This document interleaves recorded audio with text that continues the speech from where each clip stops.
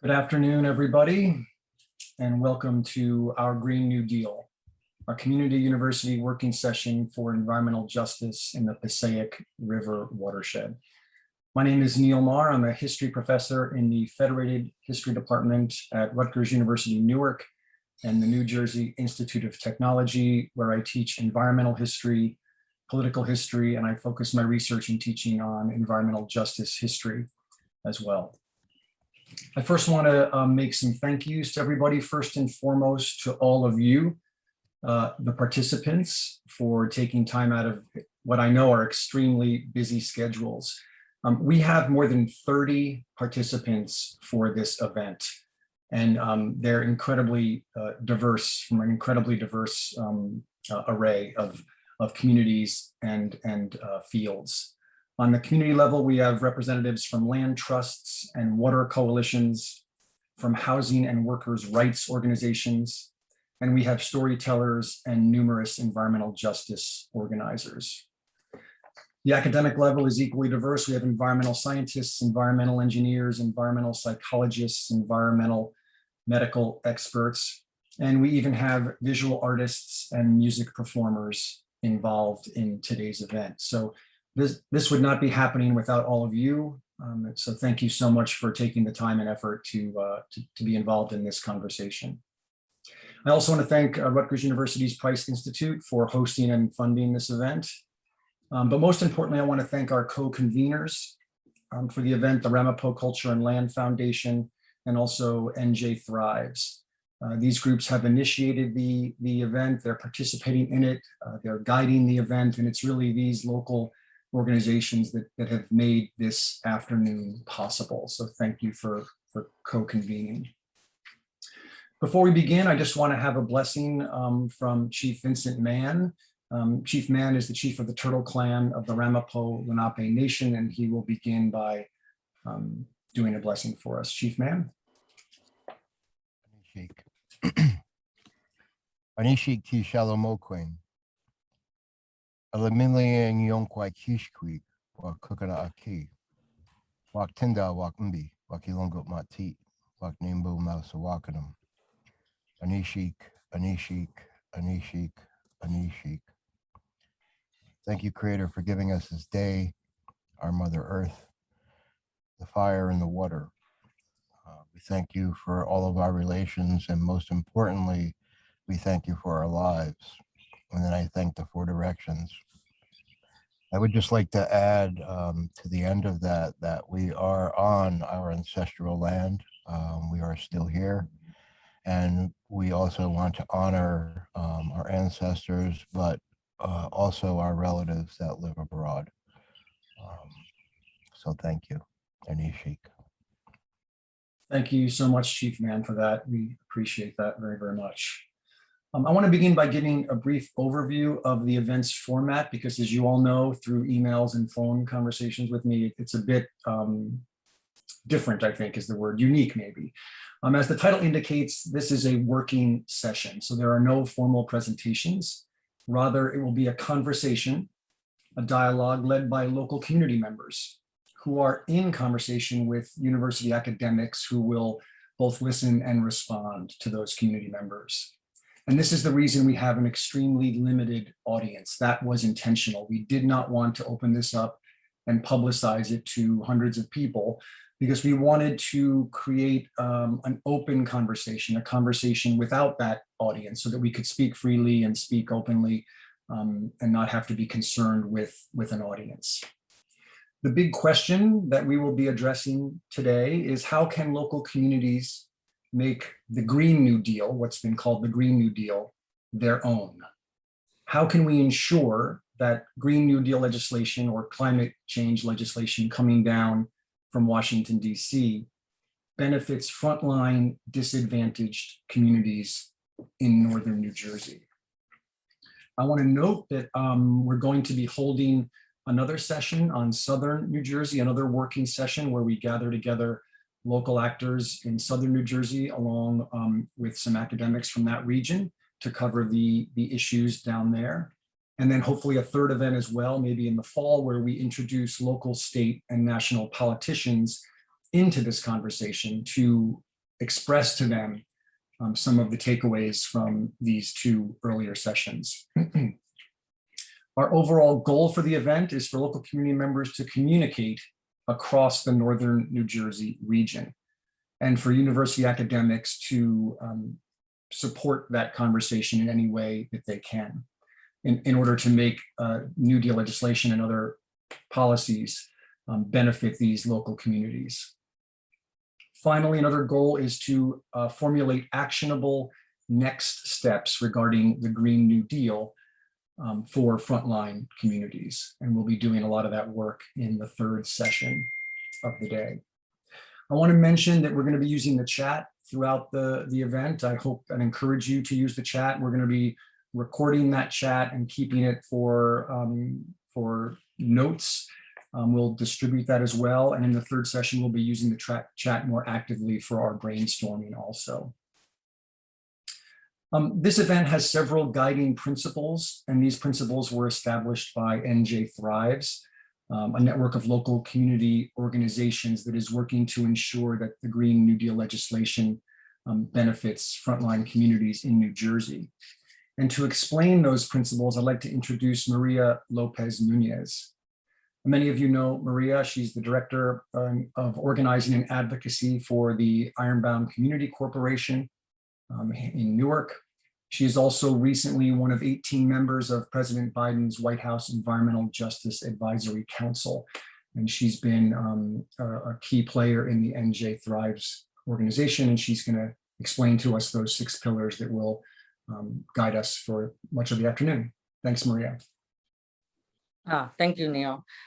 Yeah, thank you all for having us, and thank you, Chief Mann, for that wonderful blessing at the beginning. So first, I want to explain what New Jersey Thrives is, right? New Jersey Thrives, we're a coalition that's hoping to do things differently. In New Jersey, as we know, it's typically the same groups of organizations that shape our policy, especially at the state level, right? It is not neighborhood organizations that tend to set the policy tables that happen in Trenton. So with New Jersey Thrives, we got together what I think of us as a little bit of a ragtag team. But our steering committee is, I think, represented by some of the best people doing the work in New Jersey right now, but often unrecognized.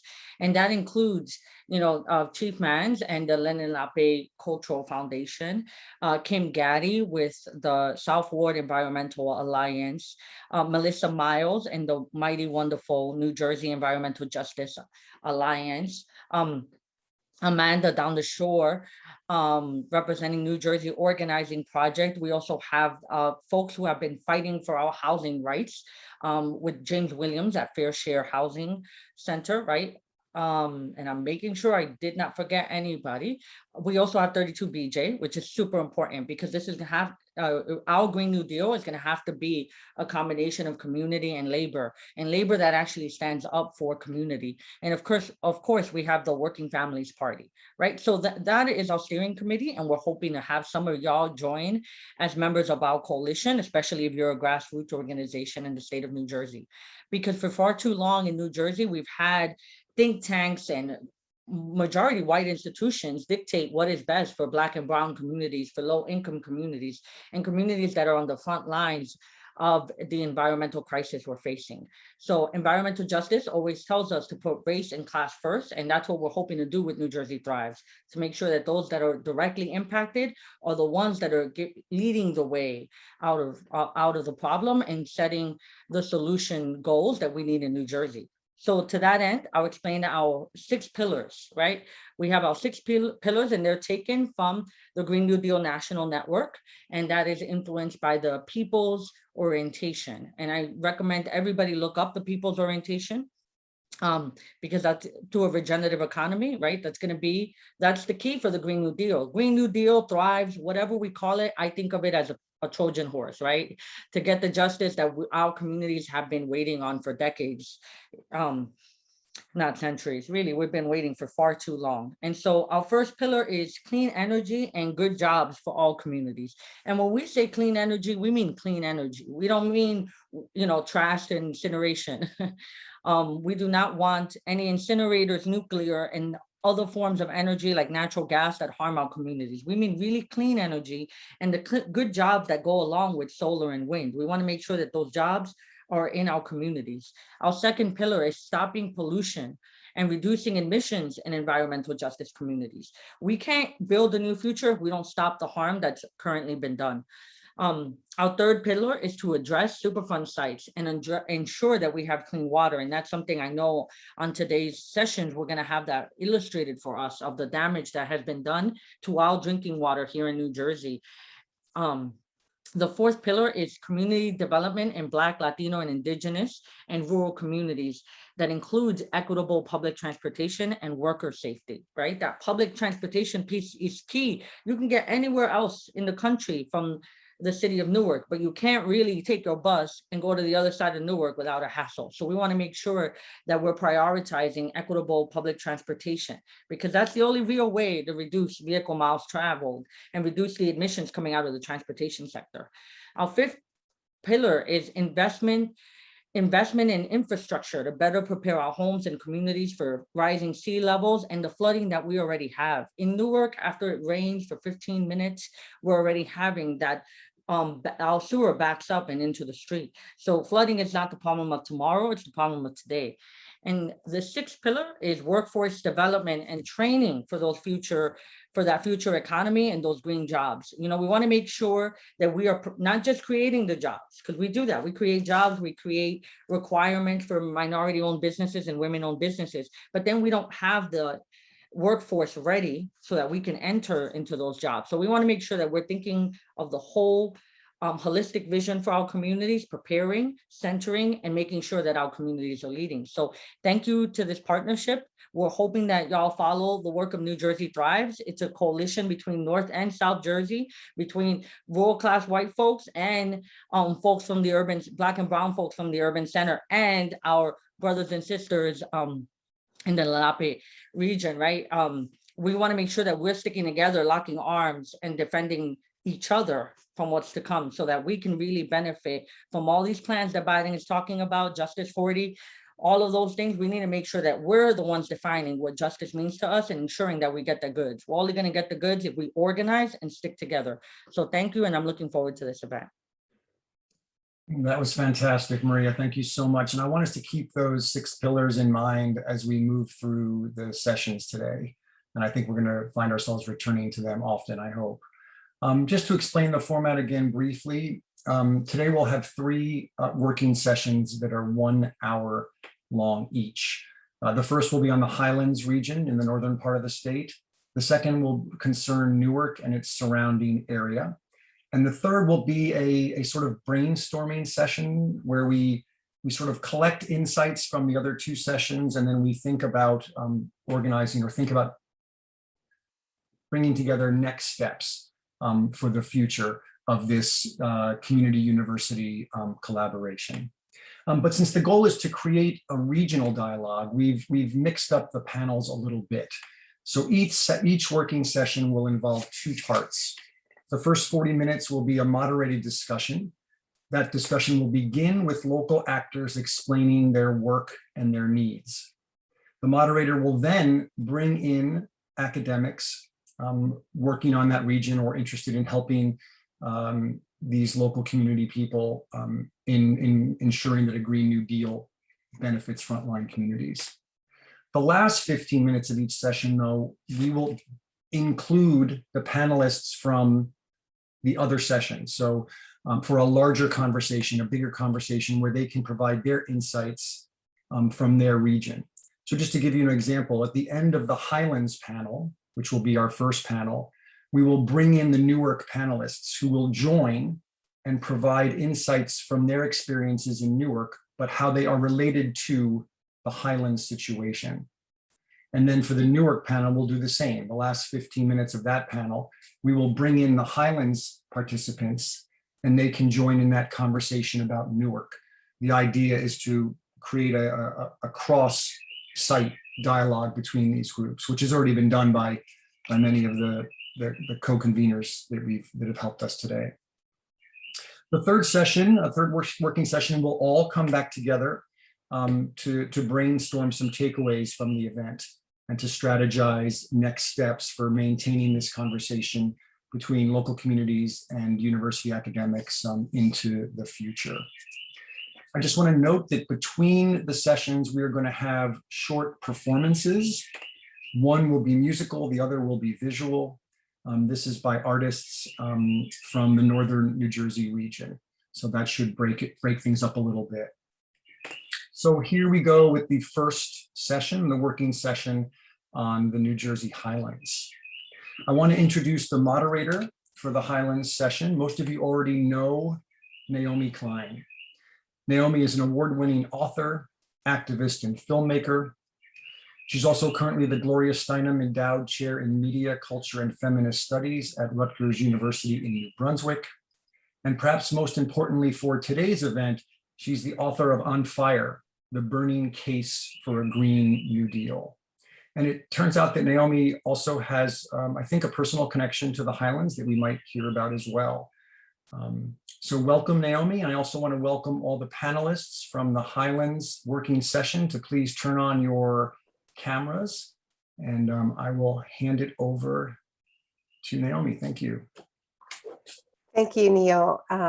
It's such a pleasure to be with all of you. Thank you, Chief Mann, for that welcome.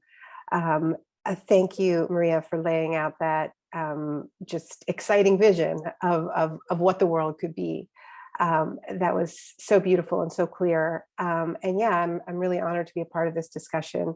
I do have some connections to the beautiful herding part of the world that we're talking about today. My grandparents lived in Ringwood, New Jersey. They left Newark, wanted to be closer to the land. They were part of Nature Friends, which now goes by the name of Weiss Ecology Center.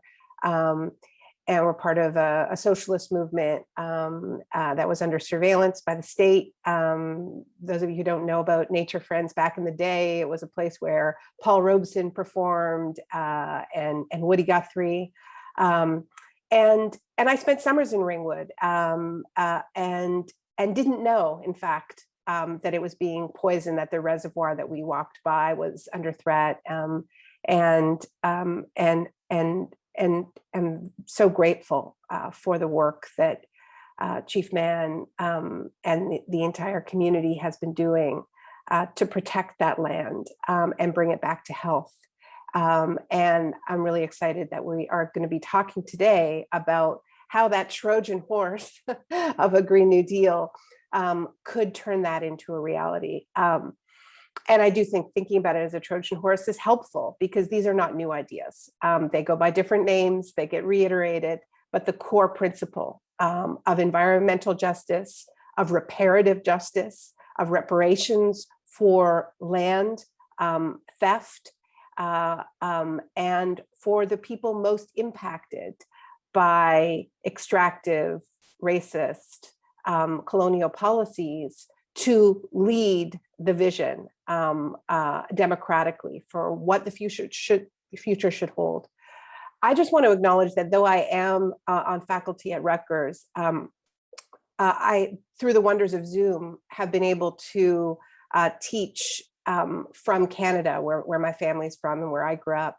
So I want to acknowledge that I'm on unceded Coast Salish territory in what is called British Columbia. And I also want to acknowledge that First Nations people here are in terrible, terrible grief and mourning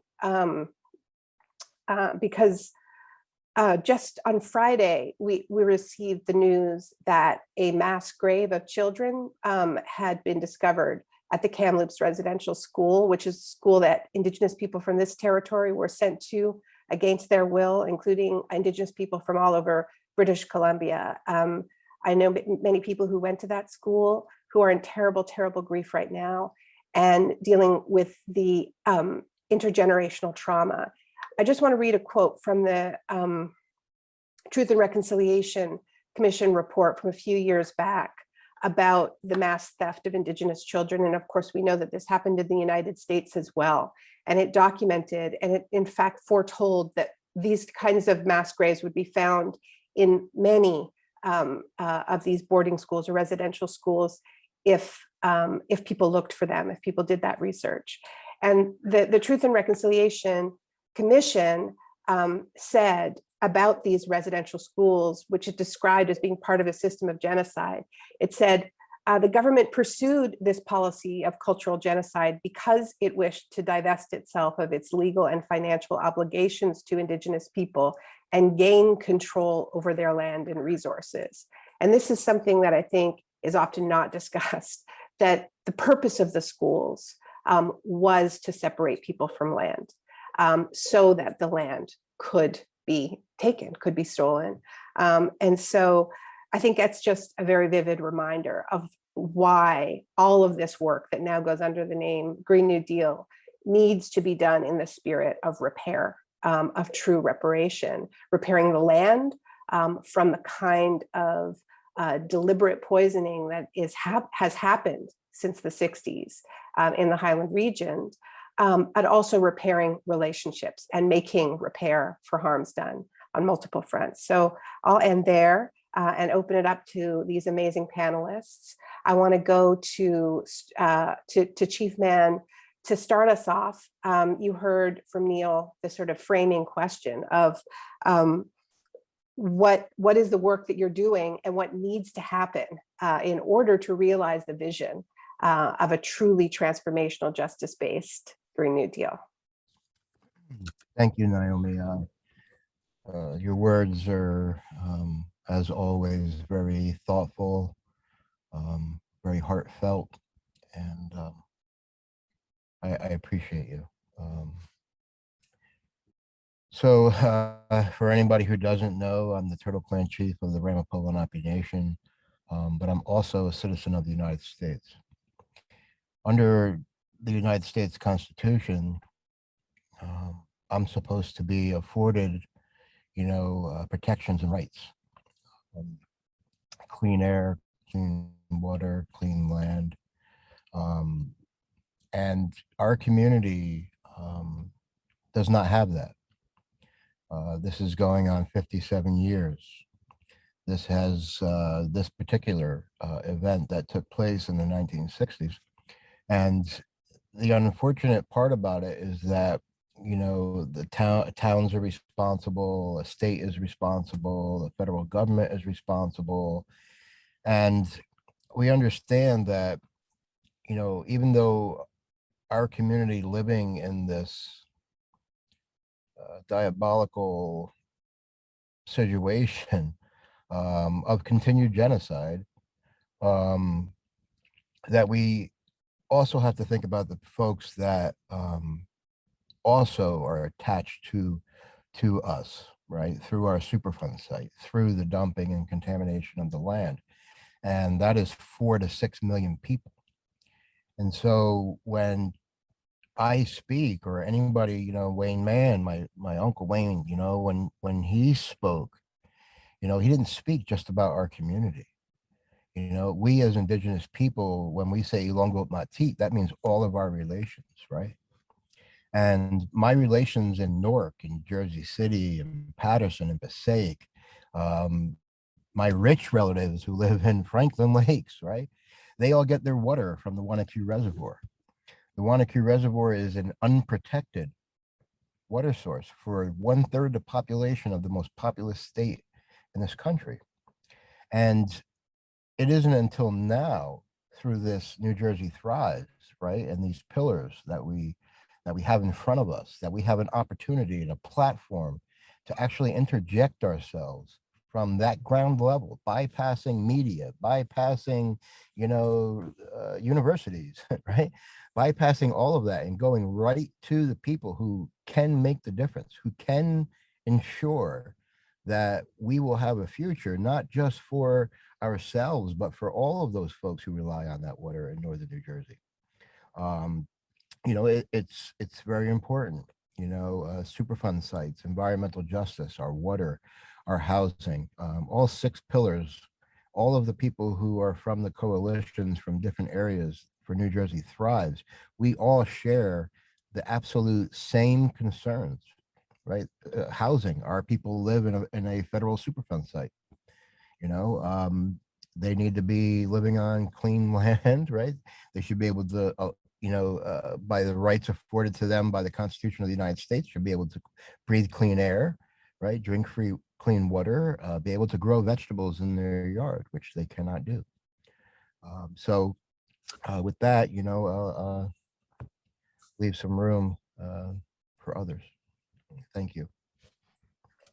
Thank you. Thank you. And we will be coming back to you to hopefully get a little bit more specific, but it's very helpful to have that overview and those connections carried through water.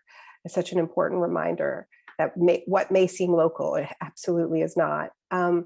I want to go to you, Elliot. Thank you for raising your hand. And I want to remind everybody else to use the hand raising feature, because I can just call on you, but it's better if you let me know when you're ready to talk. And yeah, over to you, Elliot. Thank you, Naomi.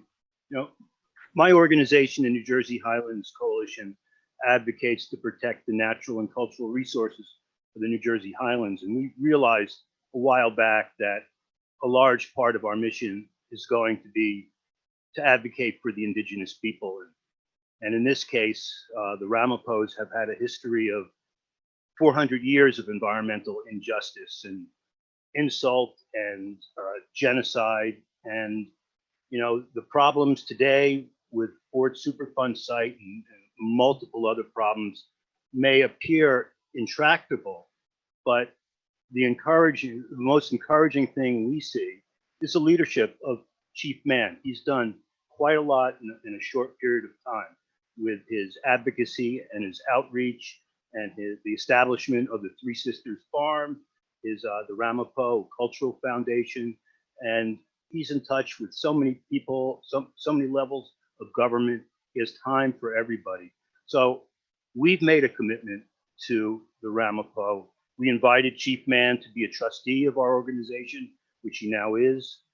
Last week, we just released a half-hour documentary called The Way of the Ramapough, which Chief explains the history of the tribe, who they are, where they are today, and the contemporary challenges. And we're working with him and his wife, Michaeline, on the identification and protection of ceremonial and connecting of the ceremonial stone landscapes, which are throughout New Jersey. We're helping establish the farm, which, I saw it as green fields in the fall, and today there's just acres and acres of cultivated land with ceremonial sites as well. It's really quite remarkable. I mean, it's a lot of work to be done, but I think there's hope.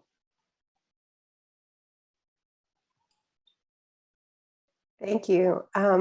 Does anybody else want to speak to what the work could be if properly resourced, right? I mean, Maria mentioned this commitment from the Biden administration that 40% of the green infrastructure spending must go to environmental justice communities, to frontline communities. We know there's lots that can go wrong in implementing something like this, but what could that look like? There's another piece of legislation that I think is relevant, which was introduced by Cori Bush originally, but sponsored by many others, including Alexandria Ocasio-Cortez, which is called the Green New Deal for cities. But actually the longer term is cities, towns, territories, tribes. And the idea is to do exactly what this is about, which is to provide resources to subnational governments to design their own Green New Deals, to say what their priorities are, right? At the community level, at the most impacted level. Yeah, back to you, Chief Mann. Yeah, so I think about this, right? And I think about what it means. And like Maria had said earlier, far too often, there's advocating for monies that come to states. And when that money comes into the state, it either goes to communities from which politicians are from, or it goes to communities who happen to be in the forefront right, of an election, or where the cameras are and things like that.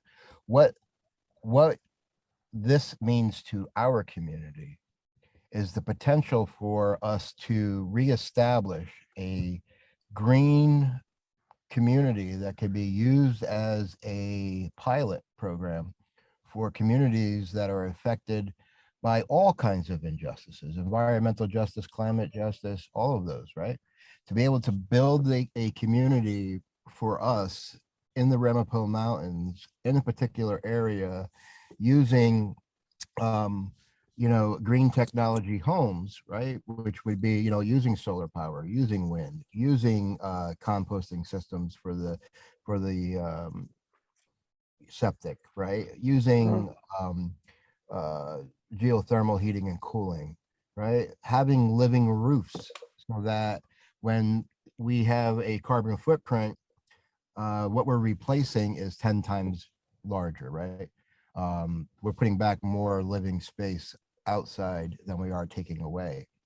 And if the Biden administration, to include, the vice president, are serious about environmental justice, they only need to look one place so that we can be those people who have been suffering for so long, continually, even today. And I can tell you right now, we're going to be suffering for the next 50 years or 100 years if we live that long, if nothing is done. And the federal government needs to set these policies so that we can all live. They need to remember, not are we just the indigenous people of this land and the descendants of our ancestors, but we are citizens of the United States government. They have a responsibility to us that they have failed. And this is an excellent opportunity, for us, for the universities, for people who have those louder voices, right? Who can pen these thoughts and things down for us, right? To help us to achieve those goals. Thank you. Thank you. And one of the things that I know that Neil and Jack are hoping will come out of today is maybe some direction about what sort of research might be useful with the resources of Rutgers. What would accountable research relationships look like, and what answers do we need that we don't currently have that can help bolster the case? So Michael and then Chuck. So I just wanted to echo what the chief just said.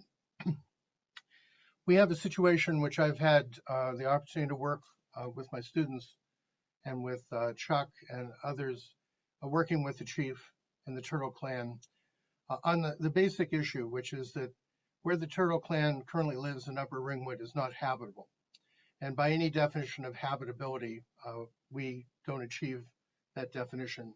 And therefore, a key goal is the relocation of the people from the area around the Superfund site to an area that in fact, the kind of vision that the chief just spoke about of creating an eco-village or creating a green community that would be a healthy environment is really possible.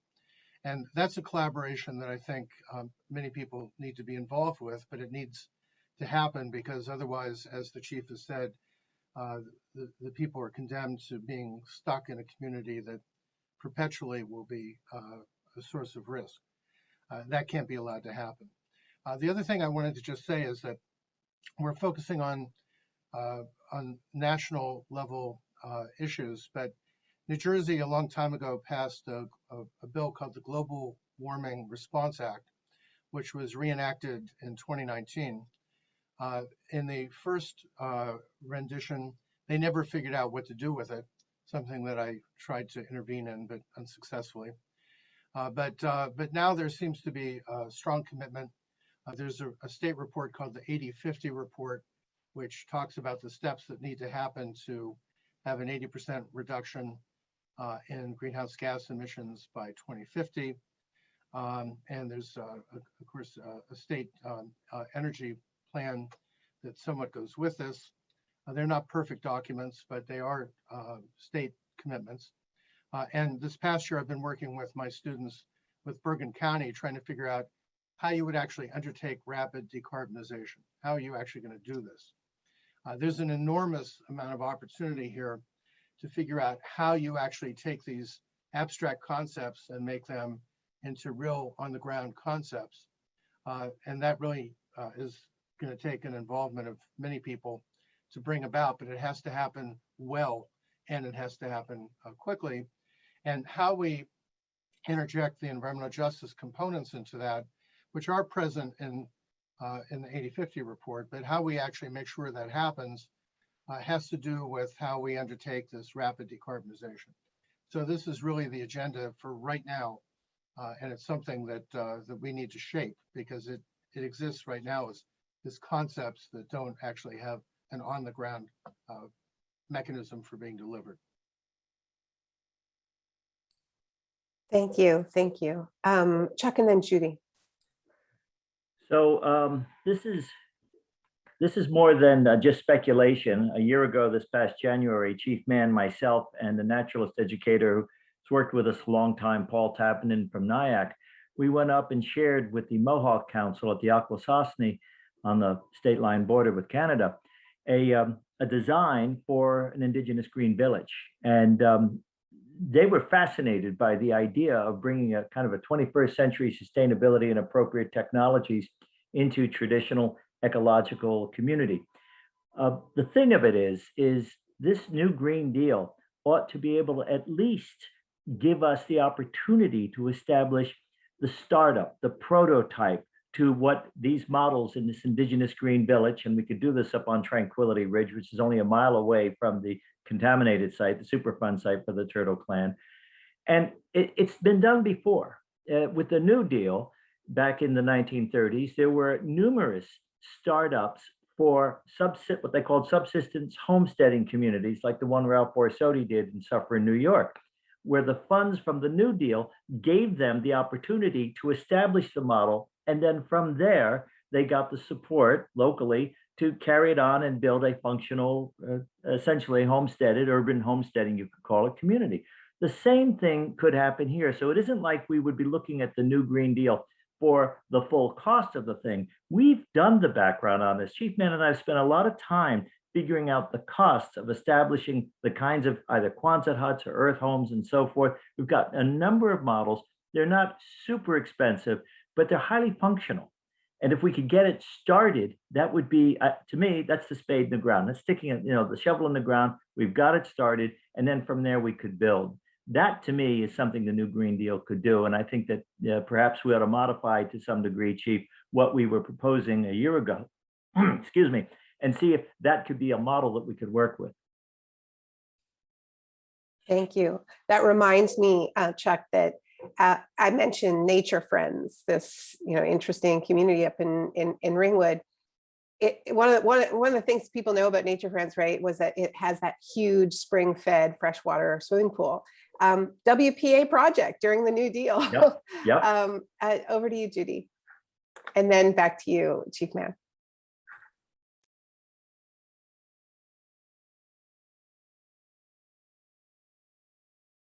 We need you to turn your mic on. We couldn't hear you. Try again. We're still not hearing you. Okay. Yes, we hear you. We heard you for a sec. Can you hear me now? Yeah. Okay, sorry. Bad earplugs. So I've worked with Chief Mann and the Turtle Clan and Ramapough Lenape as an academic partner. And I'd like to make something really clear, and I hope Chief Mann would also endorse it, and that is to help with the Green New Deal, to help with the pillars that that were put up by Maria. Academics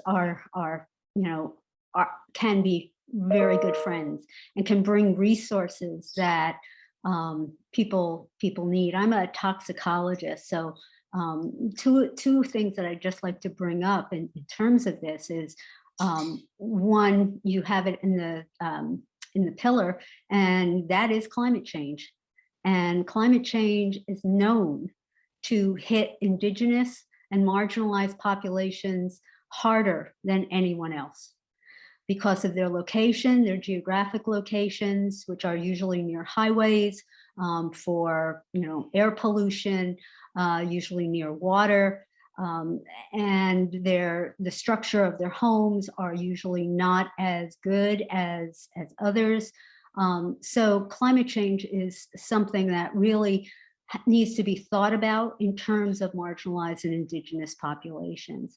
And the other thing I'd like to mention in regards to your question, Naomi, about research, and I see my colleague Lucia has her hand up as well. And one of the things that both Lucia from NJIT and ourselves have worked with, and research that's absolutely needed, is number one, the citizen science and getting the community to really be able to build their own capacity. And that can be done with academics who basically leave them with the tools and the resources that they need for developing homes and anything else that will help the infrastructure. So Lucy and I have collected dirt. We've collected plants, fish, air, all within the Superfund site, as well as people's backyards, and as well as off-site in Ringwood that are not currently deemed a Superfund site. And we have found pollution, chemicals, metals, PFAS, emerging contaminants, all within. The problem that I'll leave everyone with, and I open this up for help, and that is, while we had startling news that we reported back to the community and to Chief Mann, that no one has followed up on our information. No governing bodies, no New Jersey DEP, no one. And it's online, it's viewable. The whole town hall attracted, I think, about 175 people, not only from Ringwood, but all over. And yet, this was a month ago, I think, Chief Mann, and to this date, we have not heard, and I've reached out to media and everyone else. To this date, we have no, oh my gosh, moments and help. So relating to policymakers, despite the fact that there's hard science behind these concerns, is very difficult. So I appreciate any help. Thank you. Yeah, thank you. Lucia, I'm going to get to you in a sec, but I wanted to ask Chief Mann what you wanted to add at this point. Yeah, so I want to say that, first of all, not all ivory towers are good. And that ivory towers comes from she said, I can't call her auntie, I have to call her my sister, Winona. When we did the event hacking the university, and that is beyond true. And so the relationship that the Turtle Clan has forged with NYU, NJIT, Ramapough College, Montclair State University, Rutgers, Newark, has been set in a way where they help us to elevate our voice. They put a pen to something that we can't put a pen to. And just like Judy just said, it's like we're living in a black hole. We're living in a vacuum where all of that information, I mean, Michael Edelstein's class, I think we have 3 reports, right? Environmental justice, pipeline, relocation, and all of the work, right? That somebody's going to come and say to us, either the politicians or the government, the state or federal, are going to say, well, you have to do all this work and this red tape. We have foregone that. We've already established all of those things. We just never had an outlet. So when I say that, the new Green Deal and the president and the administration needs to look to the Ramapough, that isn't just so that we can take care of ourselves, right? That is because of what, Dr. Zelikoff just said, and everybody else, that we want to be the people who actually leave here, right? And go to, Arizona, to go to Wyoming, to go to, Missouri or Oklahoma, or all those different places, right? give us the tools to help ourselves, and then we can help our communities, and in turn we can be those people to make those things happen, right? We don't have red tape here. Our people were sick and dying. I went to the state to get land, right? 100 acres for $1 a year for 99 years. And what happened was they want to drag it out for 1.5 years with all this nonsense. So in the meantime, my wife and I sat here and we leased this 9-acre farm that's going to feed people, not just the Ramapoughs, but other people, right? Maria's community, right? Patterson, Passaic. So I just wanted to offer that up, to acknowledge, all of the people from Northern New Jersey, or academics, who have actually been a part of my voice, right? Because they still believe in what they do. That's one of the issues that we have with politicians, right? They get into this because they believe in something. 9 times out of 10, it's because of something that's happened to their own personal life or in their community. But once they get to the big stage, they realize they have millions of people to look after, and they forget about us. That is the issue. They have to come from those office buildings back here to the lands from which they come from and walk our lands. Cory Booker does not need to go to, south, the down south in America to go do a video with people down there. They need to come up here and walk through this Superfund site up here and do a walk with us. Right?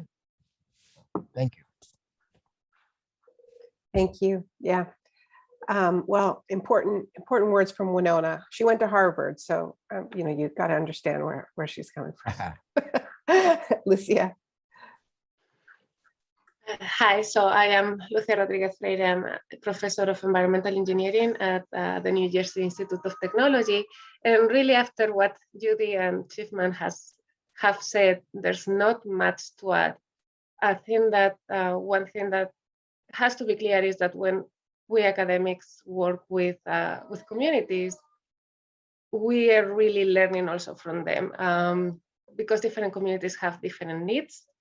And in order to identify those needs and how we can help, and I'm sorry, my kid just woke up from the nap, so he's crying in the background. I don't know if you can hear him. But when we are working with them, we really need them to identify the needs and how can we address those concerns. And another major point is that when working and we trying to find solutions, many times these are long-term solutions, like the Superfund remediation program that is going on and have already started. That's going to take years in order to be successful. There's different stages, and in this meantime, there's people living by the site. And so the time frame or the scale of impact is not the same for the community that from politicians that are just, okay, we are helping, we have done this, or we are providing these resources, but they are not enough. Or not time appropriate. So while thinking and working in order to really help, we have to consider that as fast as it can. So we have to provide solutions as fast as we can. We have to address those concerns as fast as we can, and even provide some, maybe not long-term solutions, but quick solutions so that we can fix the problem and then move on to something more permanent in the future.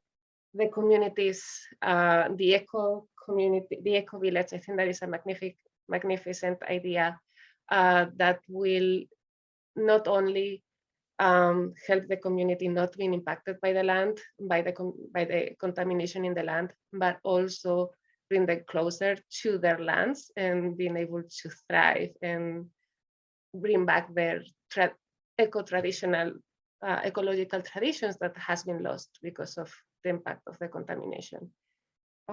So just wanted to bring back, we are not only helping them, they're helping us do the research that we need to do in order to succeed. Thanks. Thank you. Thank you so much. Elliot, I see your hand. We have, just so people know, we have a little bit less than 10 minutes before we're going to open it up to the folks from the next panel to be in conversation. So I just want to make sure that everybody who was on this panel, I see, Jack, your hand, has a chance to speak in the next few minutes. So if you haven't spoken yet, please, and you want to, please put your hand up. Lori, let me know if you want to talk. I'm going to go to you, Jack. Lori, and then Jack. And then Elliot. Blood. Thank you. I'm Lori Howard, Passaic River Coalition. And Passaic River Coalition has been at both ends of Newark and the Superfund up in the Highlands. And one of the things that we see is that there's a real lack of connection, that people understand the connection between the Highlands and the Newark and the water. And another thing is, we have this bureaucracies of state and federal agencies, and now there is a mandate, executive mandate, state and federal. But how, you can state those, but how are we going to do it?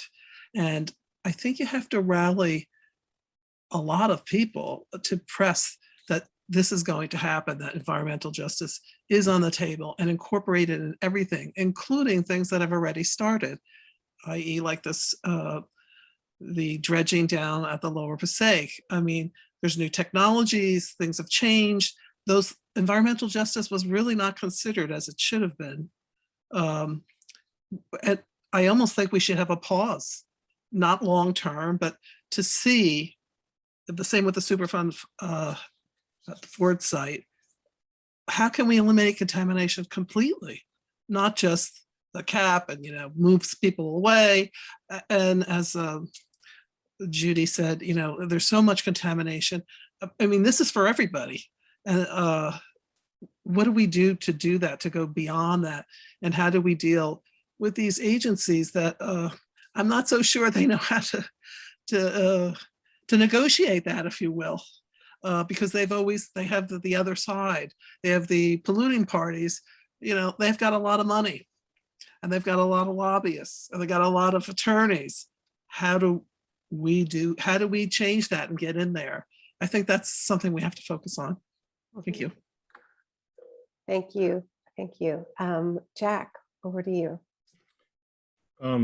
It's really fantastic to be in this conversation. I've always been thinking that we need to kind of hack the campuses that we're at and to start changing them. But we also know that those campuses are so difficult to change for a variety of reasons, including the bureaucratic problems that are endemic to our campuses as well. But I'm really heartened by actually being in this context. I've been hearing, I've known Michael Edelstein for a number of years. We haven't had a chance to catch up in a long time, but to meet him again through Chief Mann, but also I've been hearing about Judy Zelikoff, and I also have had the honor and privilege of working with Anita Bakshi, who's at the Rutgers New Brunswick campus at the School of Environmental and Biological Sciences, and Donna and other people here as well, Amy as well, that in some ways we actually have not just academic experts, but the community experts are so deep and knowledgeable, and they have been enacting citizen science. So it seems to me that this is an incredible opportunity for us to also organize among ourselves and to try to figure out how we can actually, in effect, become a community university that really can work together and organize together despite the limits of our institutional situations. So I just want to kind of plant that idea and see if maybe we can pick this up and continue this, and as well as building on the campuses that we come from. So I'll just end there. Thank you, Jack. Elliot. Thanks. Well, picking up on a problem or challenge noted by Lori about the magnitude of what needs to be changed, and how are all these different organizations and agencies going to get together collectively to do something. And I mentioned earlier the relationships that Chief Mann has made over the past couple of years with all the academic institutions in New Jersey, innumerable nonprofits with levels of government, both federal, state, local, and even the agencies that have not always been friendly. He's found allies within their ranks. I think because of the relationships that Chief has developed over the years, he can be quite a linchpin in not only showing the way for his people, but aligning all of us for our common good.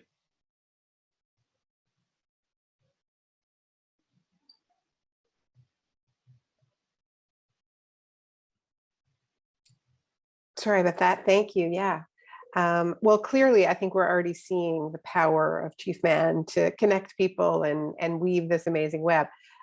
So yeah, back to you. Yeah, I just want to just say one more thing in regards to Superfund.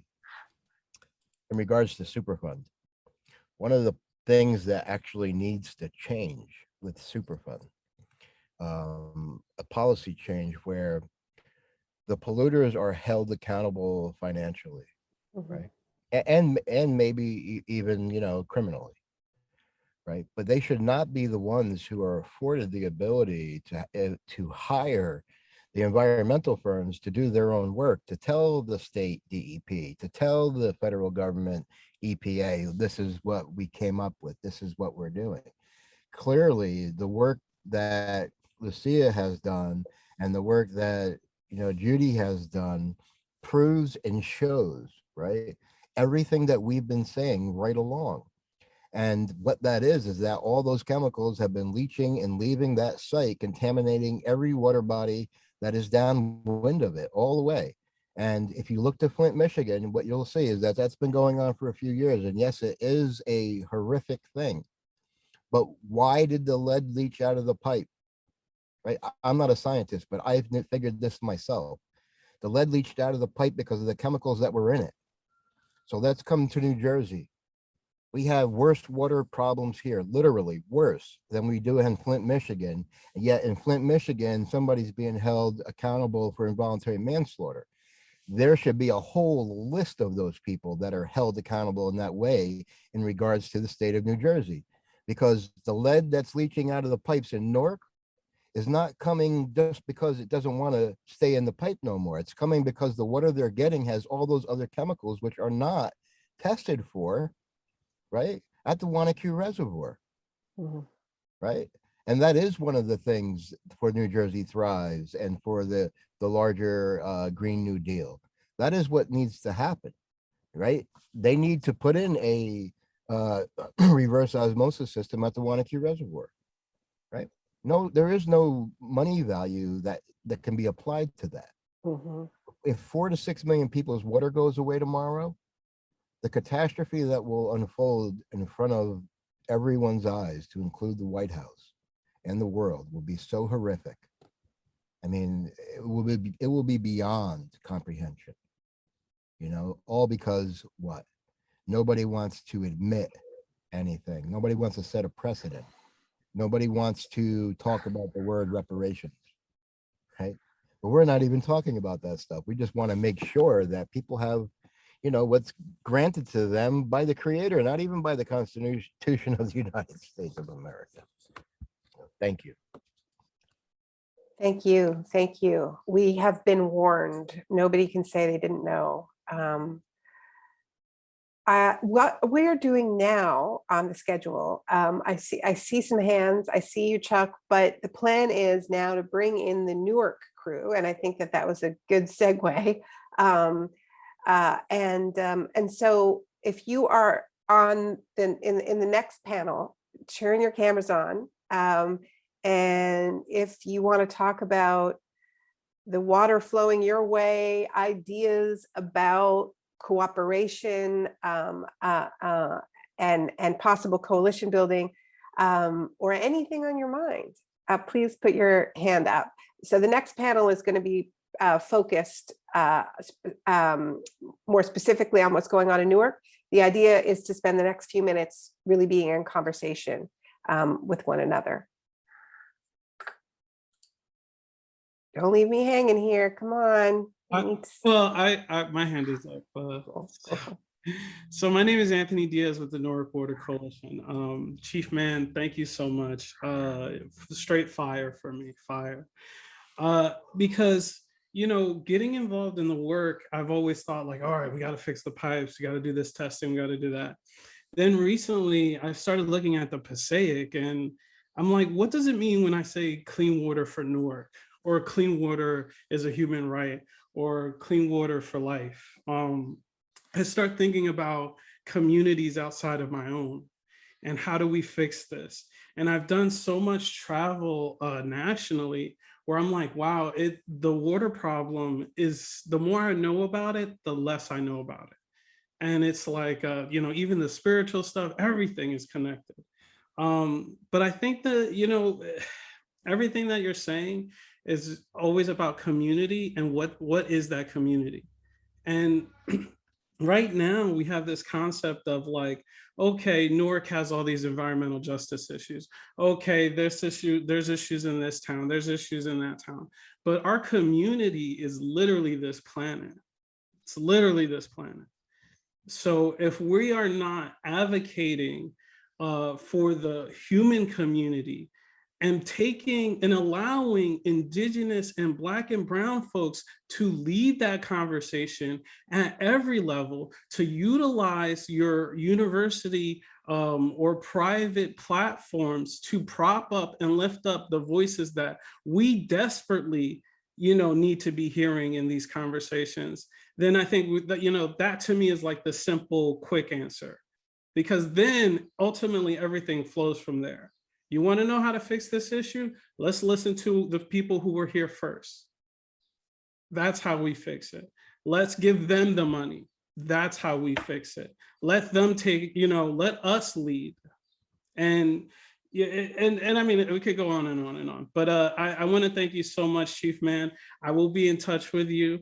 I love turtles, so I think that it's just amazing. It's a pleasure to be here. Thank you. Can I just quickly respond to something? Okay. I just wanted to I don't see who's talking. Oh, yeah. Okay.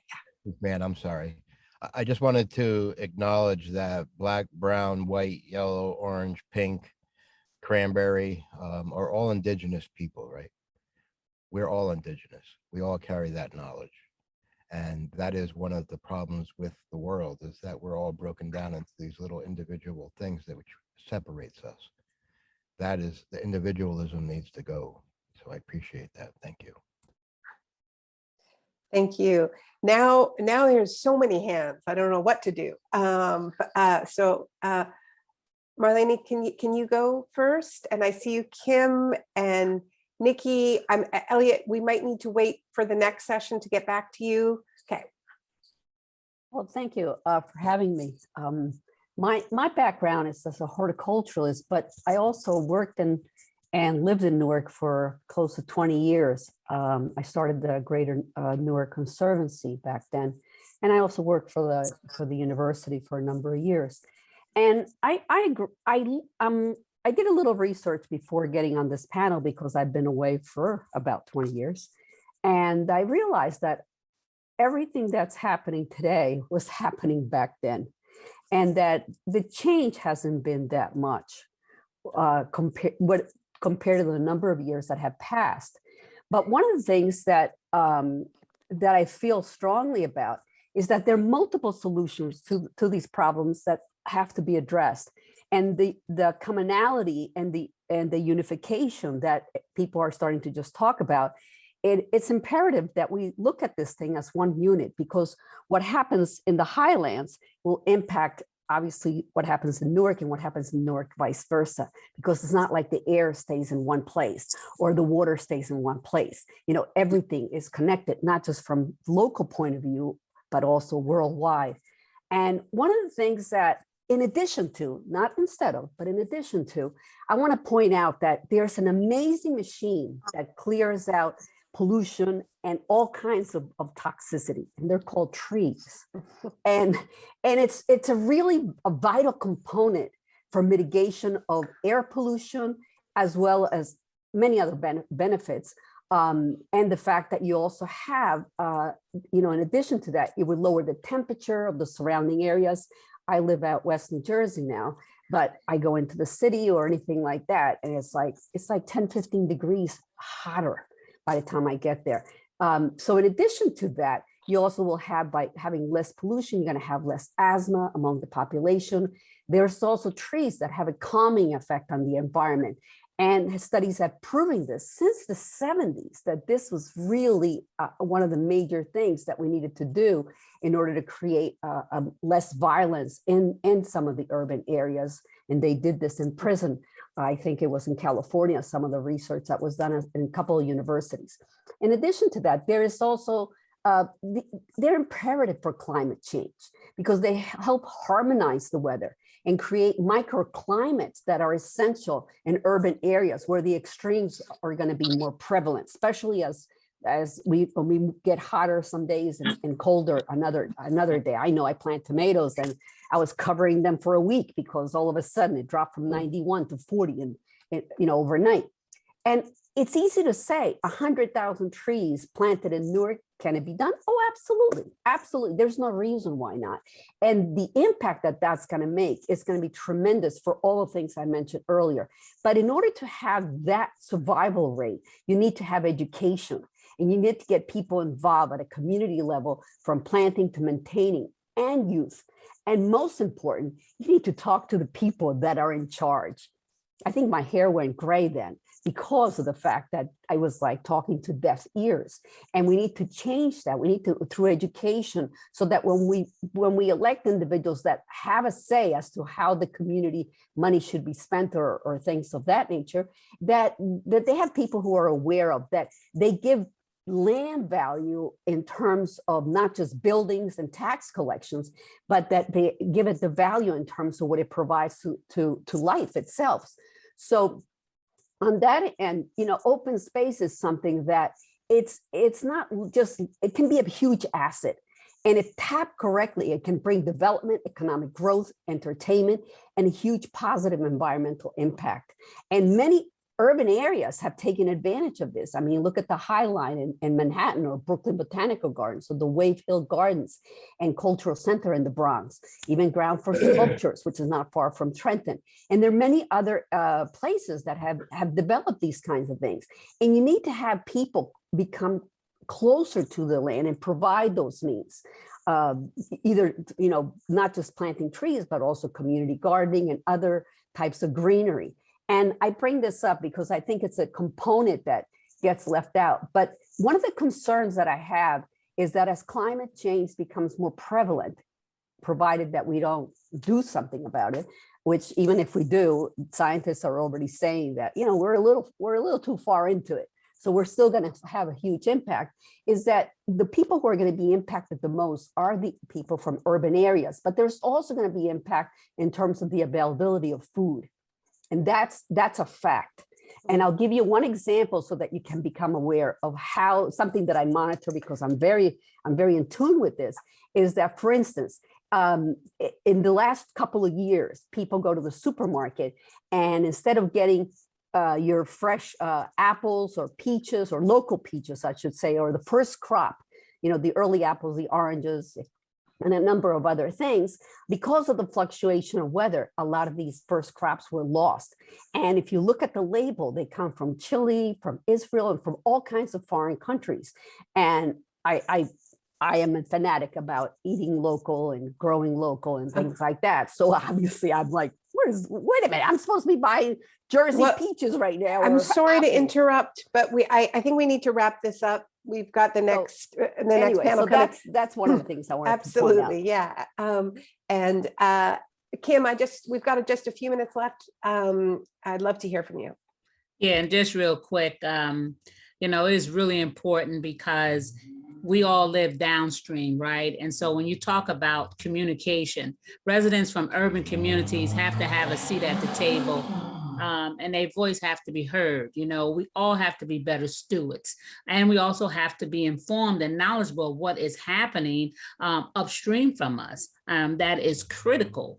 So I just wanted to say that. I know Nikki has some things to say, but we organize at the community level because we know the importance of having safe, affordable, quality drinking water.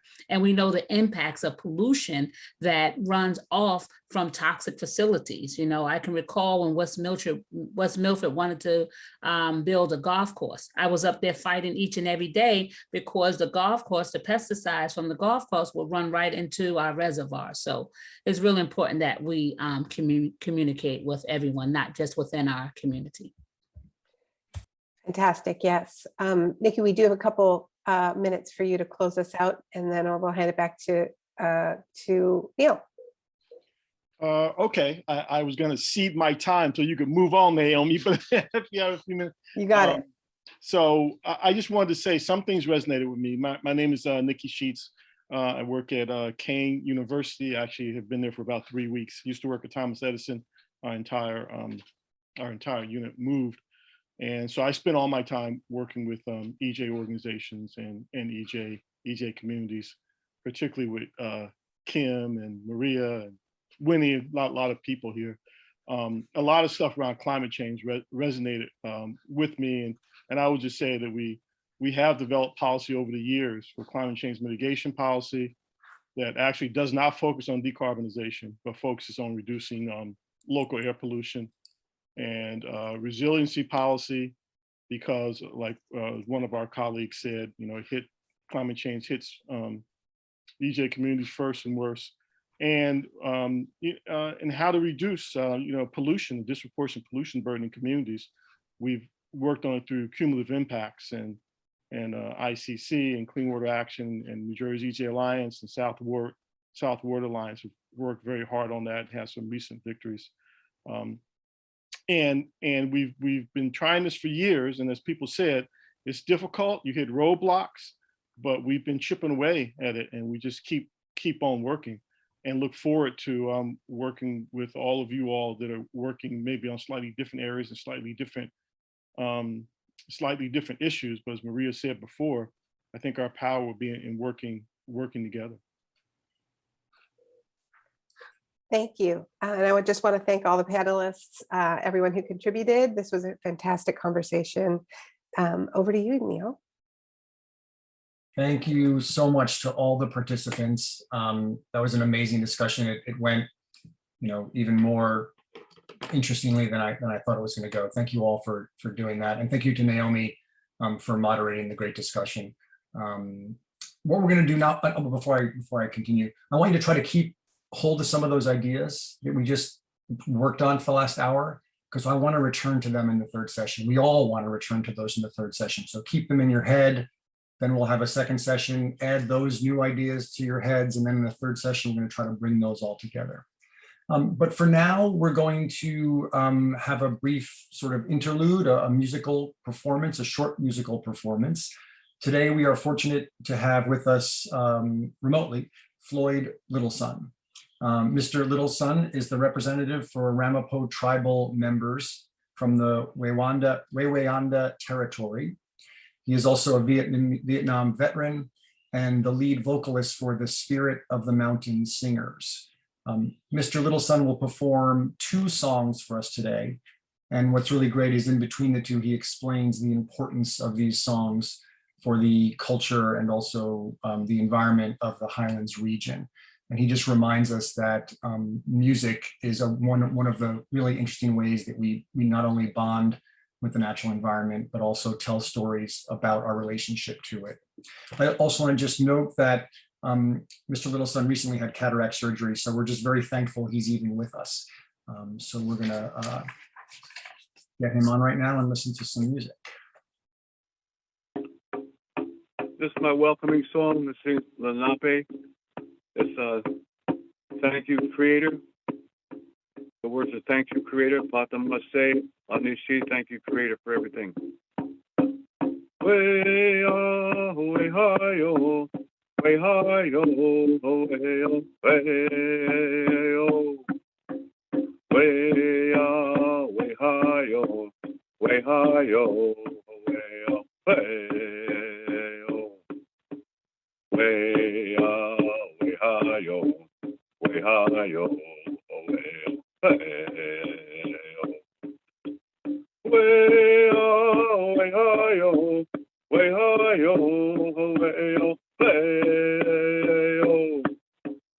Adam was say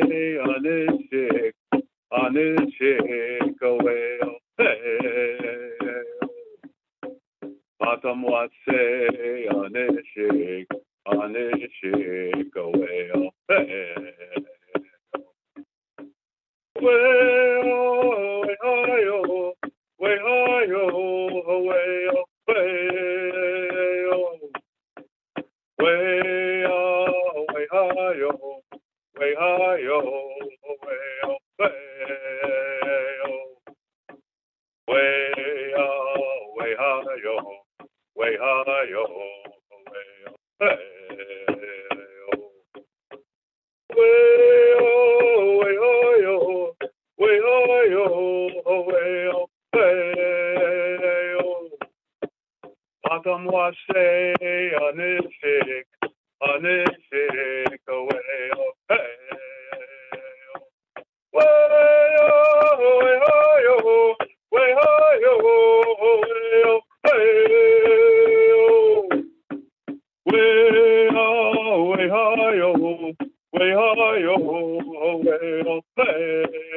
was say anishik,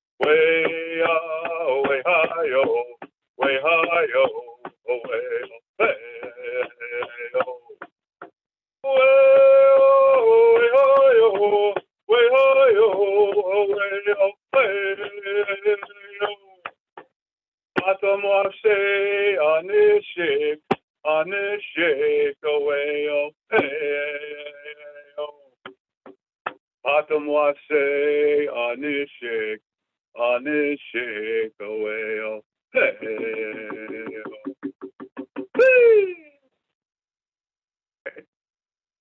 Okay, I'd like to sing a song for the something to do with the ecology, because I know the the environment with the insects and the bees, the honeybees, and all these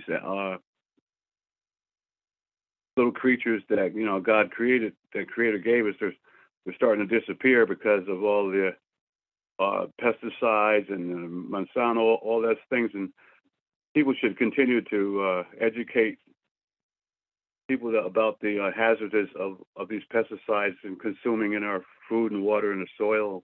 So this song, I had the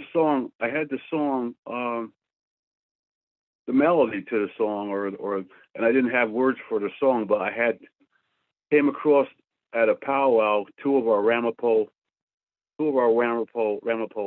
fancy dancer girls were like 10 or 11 years old, and there were two sisters.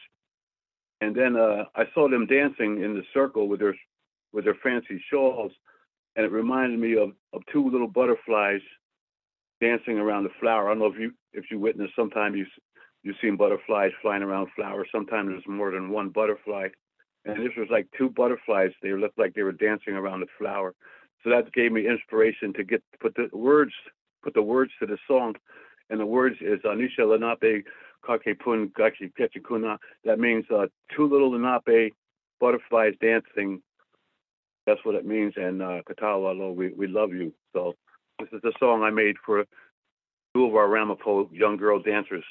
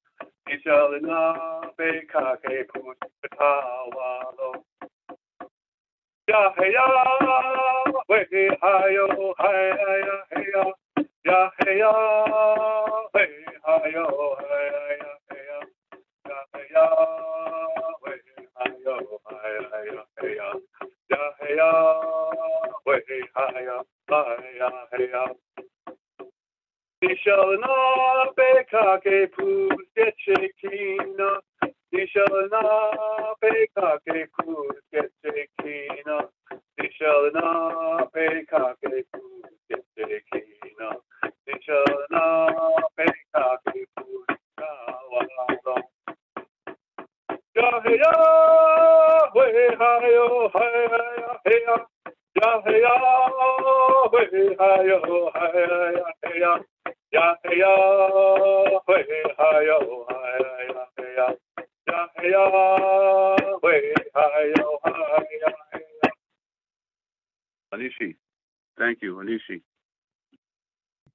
That was amazing. Thank you so much, Floyd, for that wonderful music and also the really important stories that went along with it. Really fantastic. Now we're going to move on to the second working session on Newark and its surrounding area. Once again, local community actors will discuss their own issues and the Green New Deal, and university academics will listen and respond. The moderator for this session is Maria Lopez-Nunez.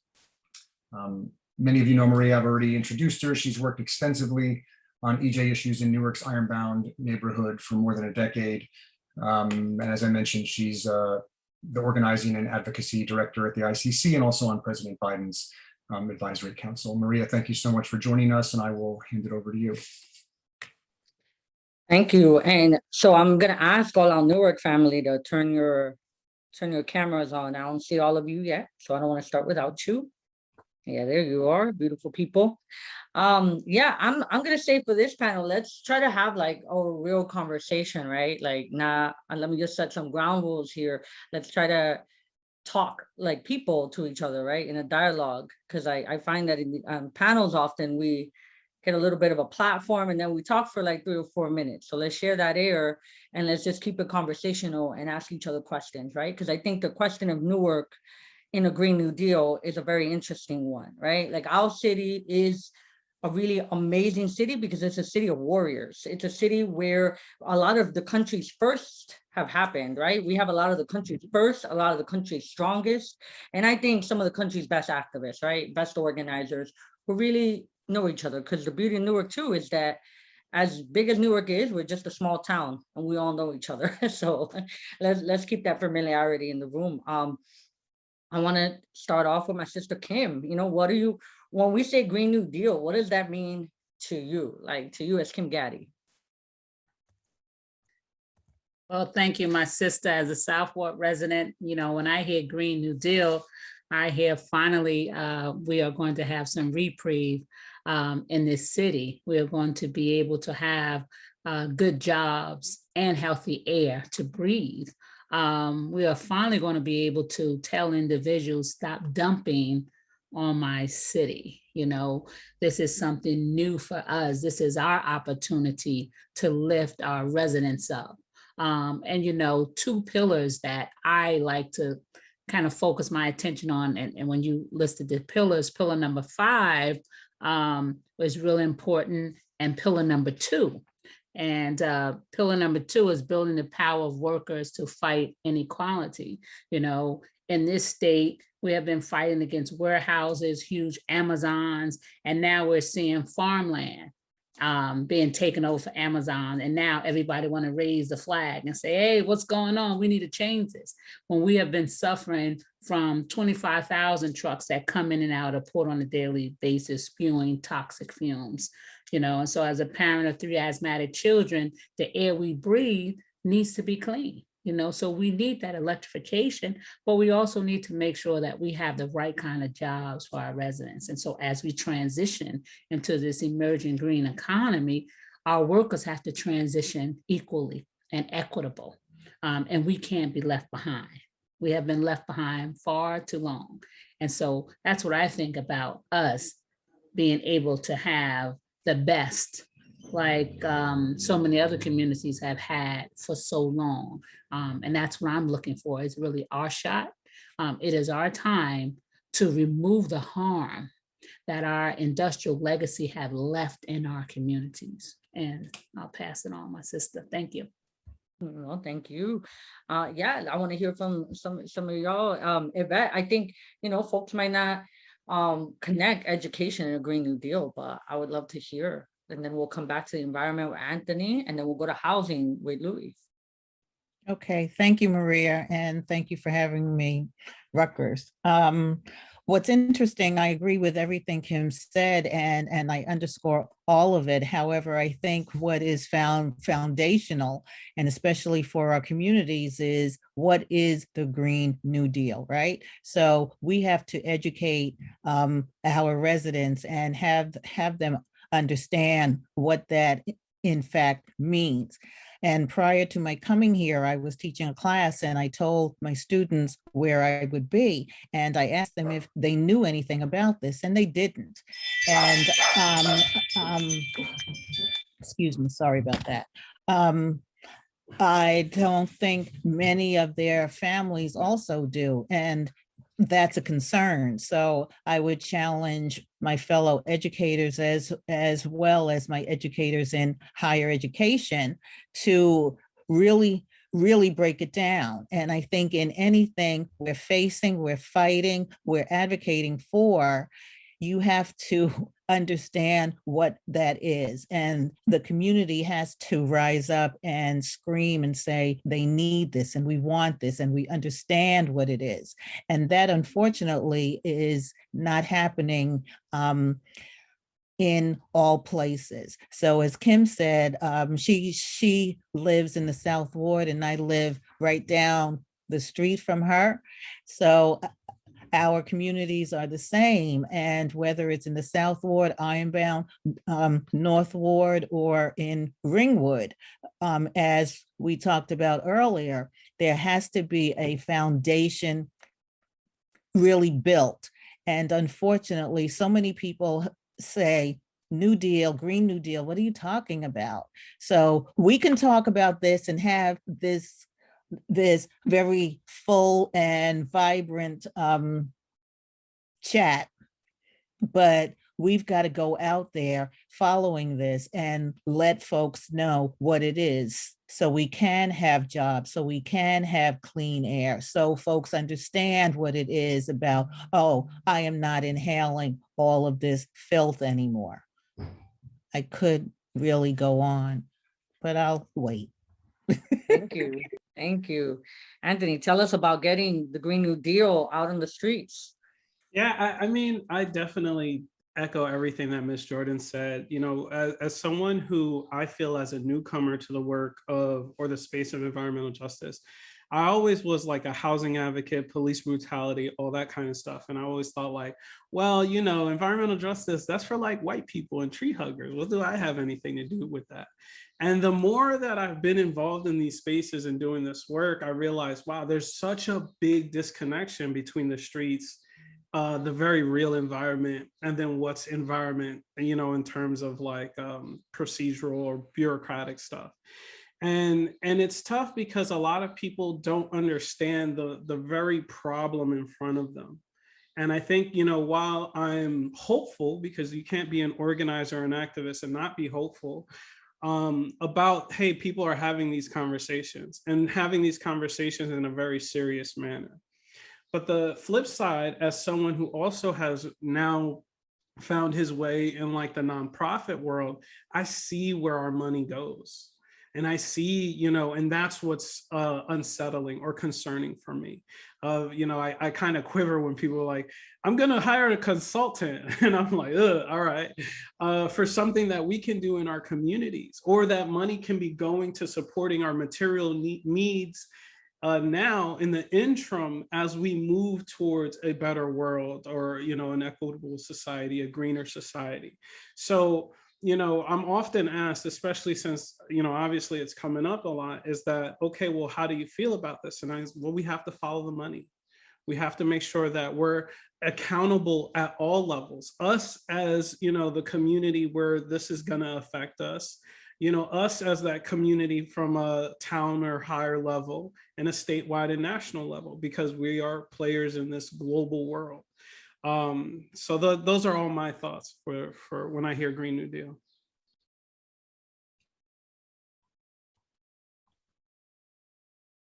it's interesting, and I'm really proud to be here with all my people from Newark and all my people from Jersey. I'm just a little guy from the North Ward, and I tend to look at things a little bit differently, right? So I look at what the little things that we can do. Being involved in the long-term control plan for the CSO, right? Don't take a shower when it's raining. Don't wash your clothes when it's raining, right? Because of the combined sewer outflows. Just the little things. And again, hearing the chief talk about the reservoir and water for 4 to 6 million people in the most densely populated state in the United States. Being from the biggest city in New Jersey, the little things that I can do when I build a house, right? I'm required to put one tree on a 25 by 100 foot lot.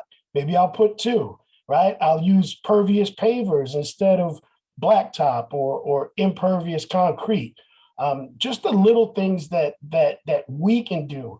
The Green New Deal is really exciting for my organization because we have programs like LIHEAP and weatherization, right? Where we go in and make homes more energy efficient, so that hopefully we'll hear more things. Like I was reading this morning, right? PSE&G just decommissioned their last coal-fired generation plant. So that's one more plant that's not spewing, all this coal smoke into the air.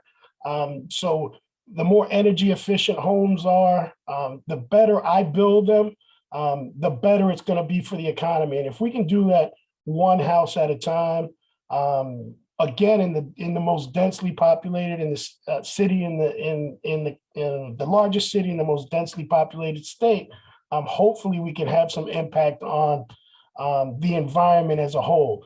Those micro environments being cleaned up hopefully will lead to some macro results in our environment. So again, I try to think small and how those small changes can have a big impact on the environment if everybody just does a couple of small things every day or every month or every week. We can have a real impact on the environment.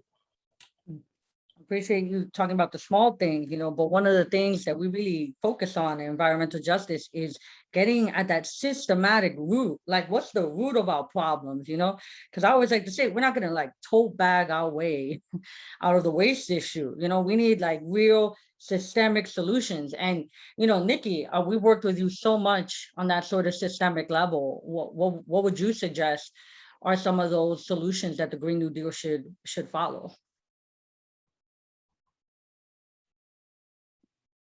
Well, I think, and can I? So let me respond to you this one, Maria. I like your original question. When I think of the Green New Deal, I think it does give us hope. I think it's going to focus. I think of it as focusing more attention on the environment, environmental justice in particular. I hope, but I think, and Maria knows this, I'm a little bit of a policy wonk, and I worry, because I like the principles, but as the question just asked me, Maria, how is that going to translate into what are the particular policies that are going to deliver the things that we want? And who's going to make those policies? We've been fighting for policies for a long time, and we finally had, we hope, a victory with cumulative impacts, multiple sources of pollution, where we have a bill that's been adopted, and we're working on that very hard. So that's one thing. We have to make sure that bill really delivers what it promises to deliver. I think with climate change policy, we can use climate change mitigation policy to help our communities, not only to fight climate change, but to reduce the pollution that's killing our people now. But there are roadblocks. The policymakers, the bigger groups don't want to do that, and we fought very hard for that. But we've had a hard time making progress. And I think those are the kind of policies that I think we need to focus on. The ones that are going to reduce pollution and save lives, while at the same time, how do we get the green space? How do we get the food, nutritious food that people want, quality of life issues? And I worry, though, my worry is that while we have an opportunity now, that now it's kind of everybody and their mom and dad want to do environmental justice now. And I think we have I don't know all my colleagues from universities now that are on this call, but they sound great. But there is a threat from institutions like universities that come in, with more resources, more name recognition. And I'll just say it, fewer people of color, and they get listened to more. And, who's going to define what environmental justice is? And I think we just have to be very mindful of that. And it sounds to me like this group is. I think I'm preaching to the choir, but I wanted to call it out anyway. And who's going to decide what policy should be and how we implement those policies? And is it going to stay with people like, not like me, but people like the organizers on this call? No, thank you. Nikki, I'm gonna come back to this question of academics in the Green New Deal, right? Because I think it's an important piece of this panel. But I definitely, before we get there, I want to get James and Winnie in here, because you're both so important, both on the housing side and on the local commission side, right? Like, we need all levels to work together. So I want to get you in, and then I want to come back to this question of how can academia be a better partner?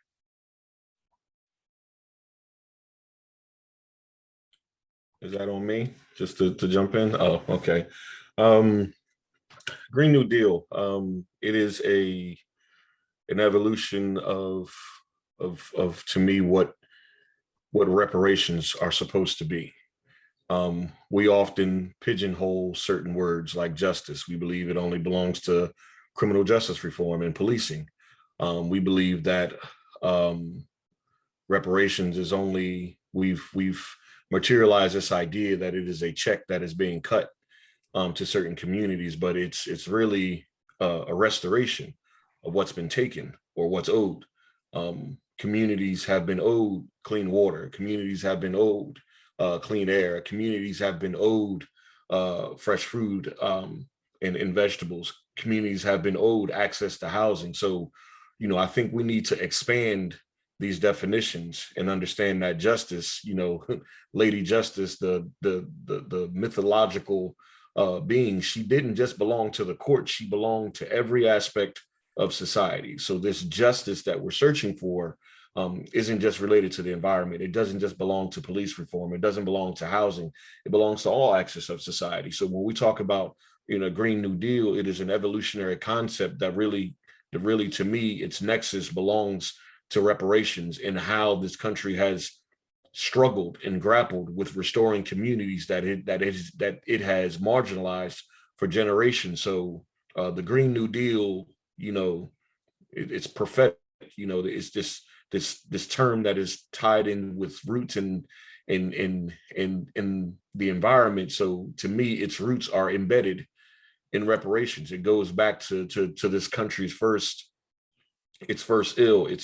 wrong of slavery and violating and taking, the land of indigenous people. So, it's fitting that this New Deal is really reparations rematerialized right now in the 21st century. So when I hear that term, I think about what is owed. And when I think about what this country has failed to pay and the debt that it owes, I automatically, I do think about reparations. So to me, this deal is a form of reparations.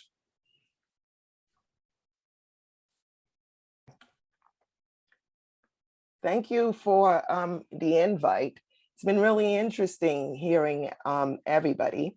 And at the risk of embarrassing myself and sounding like a starstruck teenager, I just want to get it out there and just want to let Ms. Klein know that I am a fan. I have shock doctrine and no logo. Okay, so that said, I just couldn't hold it back. Okay, now I'm not in expert. And I am co-chair of the Newark Environmental Commission and also an original member of the Newark Water Group. And I don't even work for an environmental organization, but I do have years of experience as a human rights and community activist here and overseas, specifically in South America, Venezuela. And so when I got the invite to be part of this panel, I thought it was a fluke. I'm like, oh, me, all right, okay. That's great, and it sounds really interesting. And so in terms of the Green New Deal, I was aware of it. I am still aware of it. I've read part of it, and I have been sort of lightly, you could say, following, what's been going on and what has been said. But my skepticism, has a tendency to rear its ugly yet cautious head, right? Because I think we've been through this before, but I've also experienced some victories, whether small or big, with the Newark Water Group way back, when Cory Booker was the mayor, it was like this epic fight with a diverse group of people. I mean, totally grassroots. You had like a 10-year-old all the way up to like, 80-year-olds fighting to keep our water, public in the residents' hands, and then we came up with the Save Our Water Ordinance. We made sure that it was under resident control. We wanted fiscal stability and capital improvements. And then lo and behold, now years later, and in the Newark Water Coalition, they have to continue with the fight, in terms of the whole lead water issue.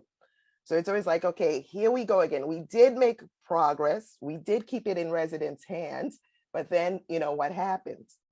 And then also with the Environmental Justice Cumulative Impacts Ordinance, okay, what happens? All right, there's the bill. We passed the bill here in Newark, July 2016, the city council passes it. And then with the Singleton bill this past July, but yet here we are again fighting the Aris sludge plant, So it's always in circles. And so we are always asking for a seat at the table, right? And maybe we just need to redesign the whole table, stop asking, redesign it, and we go in there, and we do what we need to do. And those who want to help us, you're welcome, but it has to be under our discretion, and, and reparation has been mentioned. Yeah, of course, we own it, I mean, we have to get it. I mean, did anybody ask, the Jews about reparation? Do you deserve it? No. What about the Japanese Americans?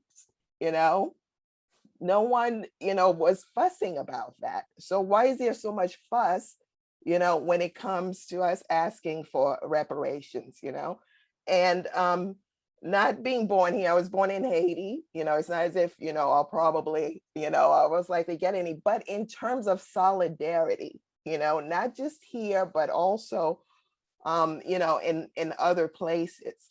And then also in terms of educating the residents about the Green New Deal, so there are different ways of educating them. You can educate them about what climate change is, all the effects and everything else, but you can also educate them while empowering them, okay? How they can make a difference, how they can hold their politicians accountable. Because I have a distrust of politicians, really. I do. I think, usually they do something when they're put against the wall. And so I think it's definitely up to us to hold them accountable.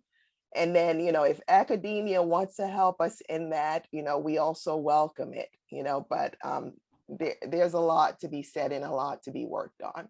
And I'll end it here. No, thank you. You definitely got me pumped up. Winnie, you definitely got me pumped up about what does it mean to be invited to the table, right? And I know that all my fellow Newark folks on the panel know about being like the only person of color. They're like, we want a center community. We want the community and voice, and then you're the only one there. And you're like, oh, so how is my one voice compared to these 15 other people at this table really going to make a difference? You know, so it speaks to the, how do we structure community leadership at a table? And, you know, we keep talking about the table, there's so many, and that's why New Jersey, you know, plug for New Jersey Thrives. We decided to just make our own. And the steering committee is just people of color that are directly impacted people, right? And then the next circle can be, you know, if folks want to help us, we will call on you, you know, we'll call us. We'll call you, don't call us. No. But I think that we can go beyond that a little bit, because I say that mostly in reaction to the bad experiences that ICC has had with academia sometimes, and feeling more like a participant in a zoo, right? That people just kind of want to come watch. They have some ideas of how we should redecorate our house, and then they leave. They don't build these long-lasting relationships all the time. Unlike the relationship that we've had with Nikki Sheets and other academics like Ana Baptista, right? Who have been both part of our community, right? Like Ana grew up in the Ironbound. Then at some point, Ana had my job, so huge shoes to step into. And then she's in academia and continues to give back, right? So how do we create more of those relationships? I want to hear about that from both on the community side, but also I want to get the academics in here. Like, what are you thinking other academics who are watching should learn from this, right? Because if we're going to craft this Green New Deal, yes, we need to have communities leading, and we need authentic leadership, not like one of 20. We need the majority of people to be people who are impacted, and we need to make sure that they have decision-making power, not just advisory capacity, right? So how do we do this? Because we're going to definitely need to do this together. Because I like to say, and it sounds a little controversial, I don't want to be part of a Green New World that doesn't prioritize people of color, right? Like then let the world burn if it's going to continue the status quo.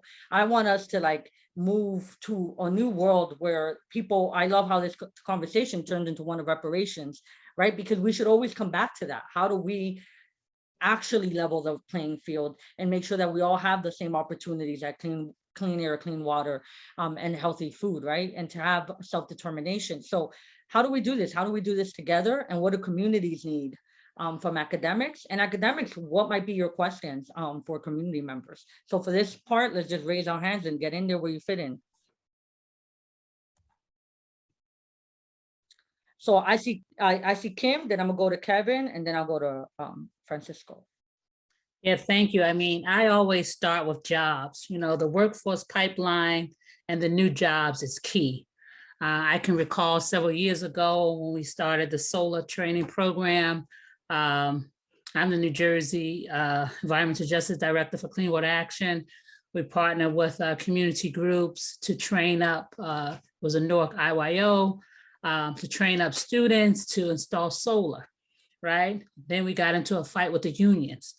Why do we have high school students, you know, with GED on this roof making money, and the IBEW union was fighting against my students from the city of Newark, right? So it's always this tug, and we can't have that. If we're going to really lift ourselves up out of poverty, our children, they have to be able to be a part of that emerging economy.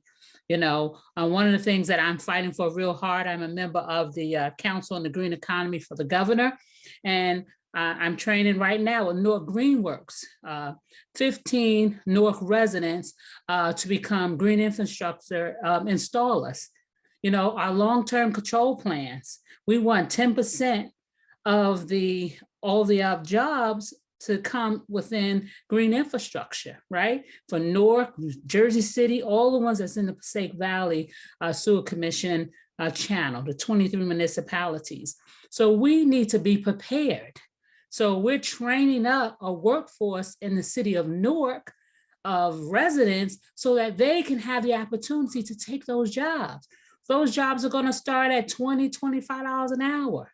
Right? Why can't we be a part of that?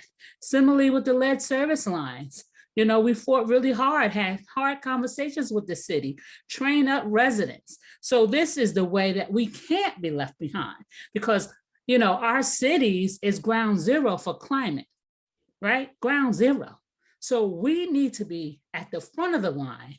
We need to be a part of all of the real solutions when you talk about these renewable and clean jobs. They can't leave us out of it, because if you leave the cities out of it, then you are going to continue this cycle where we are the communities that take all the harm and we don't benefit from the economic justice, right? Or the health justice. So we have to have certain mandates within the structure to make sure we are lifting up our residents and making sure we're creating a legacy of wealth, right, in the future. You know, there's so much money in the infrastructure bill that it could boggle your brain. So we cannot not be a recipient of that funding. You know, so I always want to start there with the jobs, the clean transportation.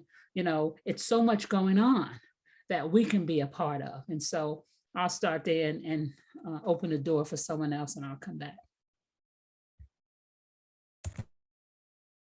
So I think I was called on next, and Kim completely hijacked my entire transcript. So my response is going to be really short. But I think that, you know, really importantly, academia's role is really to help that communication. The idea that the Green New Deal is an empowerment tool that every citizen in the city of Newark should know about and can find their own place in it. It's not what I tell you it should be.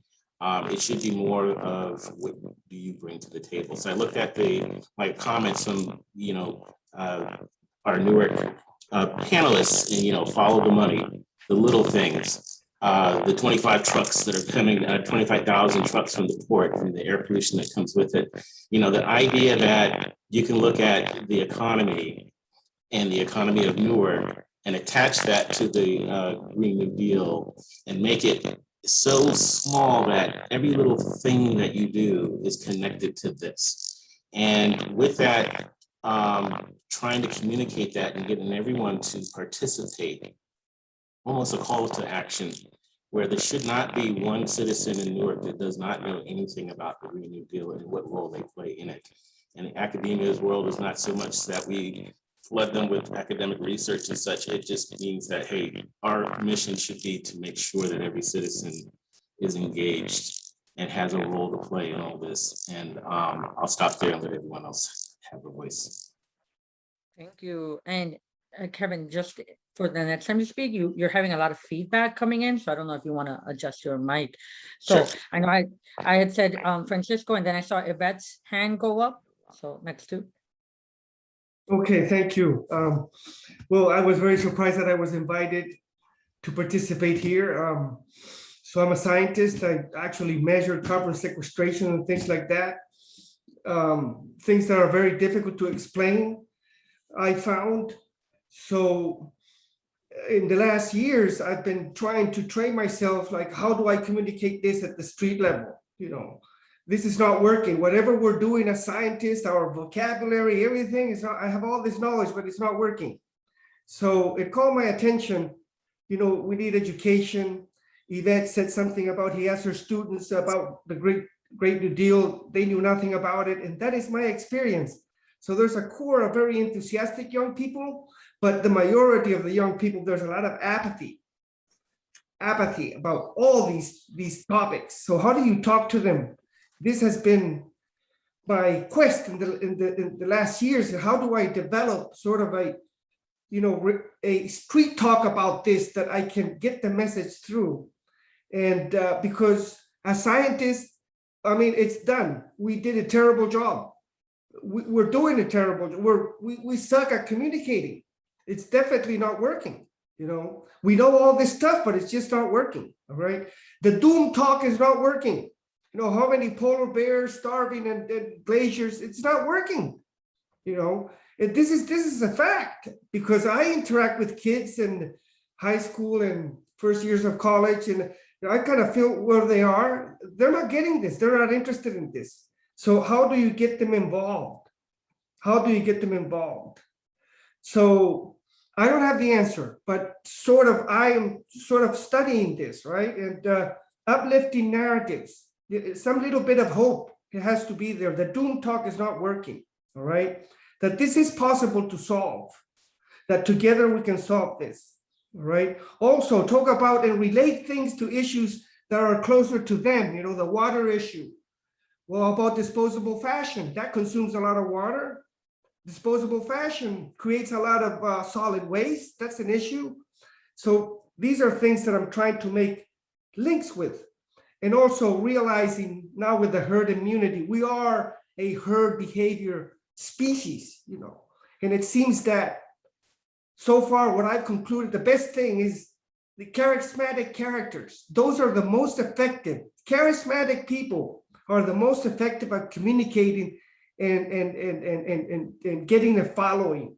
You know? So this science of the Great New Deal, climate change, we need these charismatic people. We need poets and musicians and artists to get involved and to help us convey this message to our solutions, because everybody has to be involved. Who will decide what environmental justice is? This is the issue. We have to get everybody involved, and we're doing a terrible job at it. And we need to work towards, you know, getting rid of this apathy of the general. We have the core energized. Those guys are always going to be there. The rest of the 90% we're missing. I wanted to share that. Thank you. Yeah, and environmental justice has been decided. I want to just clarify that, what it is, because there was a people of color conference that laid out, and that's what Nikki was speaking about, and then now it's being redesigned, and that's what we hope to hopefully prevent. So, Yvette?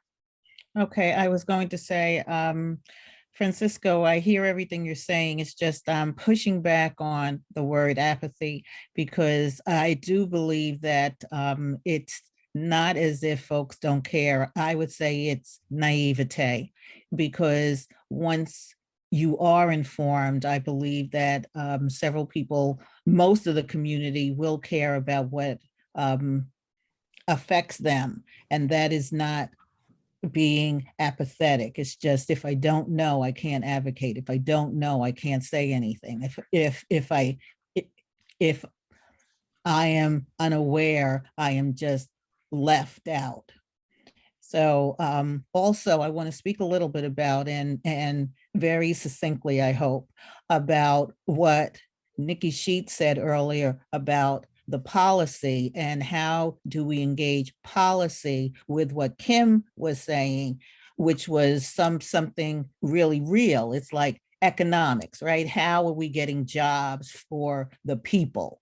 And the people need jobs so that they are lifted up and out of their situations, so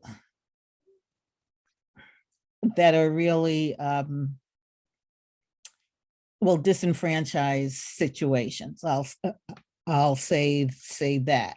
So especially when Kevin Lyons mentioned about higher ed, how are we engaging them so that we are meeting everything that Kim outlined? Well, how are we actually marrying all of this, the policy that guides all of this, so that everybody is engaged, is empowered, and lifting each other up, so that they will actually have these jobs. So that is the quandary we're in.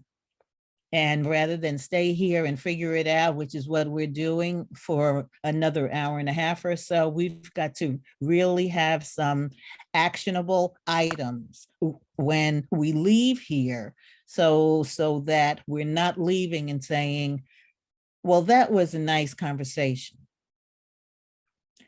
My 2 cents. Yes, thank you. And in about 7 minutes or so, I'll invite the Highlands panel to join us. But I see Winnie, I see Donna and Garrett. Yes, some other people had their hand raised before mine, so they can go if they want. I can go, Maria. I want to thank Jack for inviting me to this panel. I have also new to this discussion.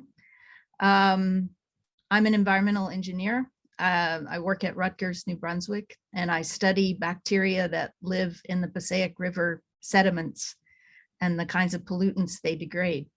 I've just focused on my science, and I teach young environmental scientists and engineers at Rutgers who go out and work in the state regulatory agencies, the federal regulatory agencies. They work for environmental consulting firms. And I think I want to just really mirror what Francisco was saying, what Nikki and Yvette and others have said about education. We're educating young engineers and scientists. We do a really good job of teaching them technical things. They come to us to study environmental engineering because they're from New Jersey. They live near a Superfund site. They know about the water in their town or city. And oftentimes the students that find us are very, very inspired to work on environmental issues. But the part that we're not doing a good job on is connecting them back to the communities they come from, and how what they will do in the future will impact all of the things that are being talked about here today. So it's not just that, that my own research isn't connected enough to, to the communities that are affected. That's certainly true. But also we need to do a much better job in connecting our students back to their communities and teaching them or letting them come to the full realization of, their original passion for why they wanted to study something about environmental science or environmental engineering, and how that, when they go back out into the community, how they can have an impact on the direction of the state, because they'll be the new leaders. So I just want to thank everyone, and I'm grateful to be here today.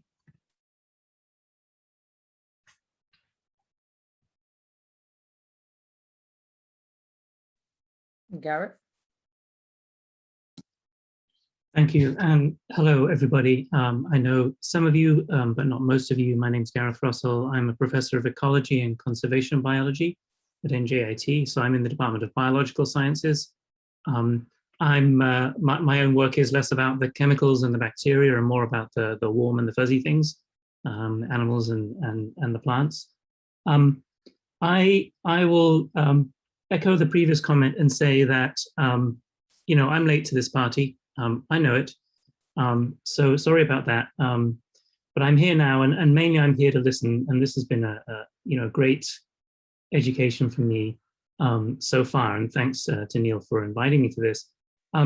There's two things where I think I'd like to see the conversation go. One goes back to the idea about education and jobs, and I suspect that that's maybe where we're going to end up, because it's such an obvious place for interaction between the local community and between the universities.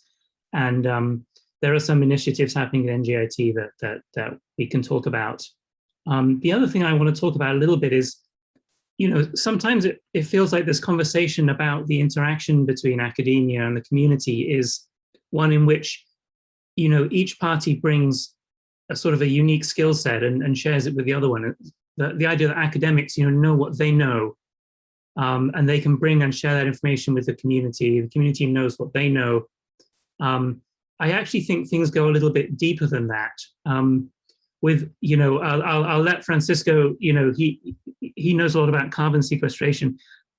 I work at a sort of the higher level. I work on sort of, ecological communities, ecosystem dynamics. And I have to tell you that we know very little in academia about how these things work, because they're so complicated. And they're really hard to do experiments on.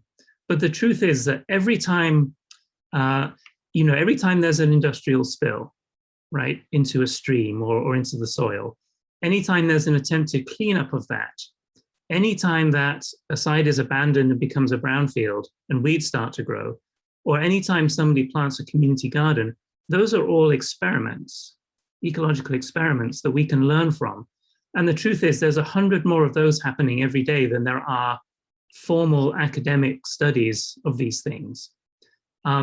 We should be tapping in to all that work, monitoring it and trying to learn from it. Academia can learn basic ecology from all the work that people are doing as we speak in communities. Conservation biology is a new discipline. It was really only founded in the mid-80s, and the person who founded it, Michael Soule, called it a crisis discipline, because we're always trying to do things before we even understand them properly. And so it's a two-way process. So I don't think it's just a question of academics saying, you know, we understand this, we're going to pass that information on, it's going to filter down to the community, maybe it goes through the EPA and their Superfund activities, and we'll solve that problem. We ought to be learning in both directions. And I think that's an important degree of integration that perhaps sometimes gets lost. The other thing, people have talked about community motivation.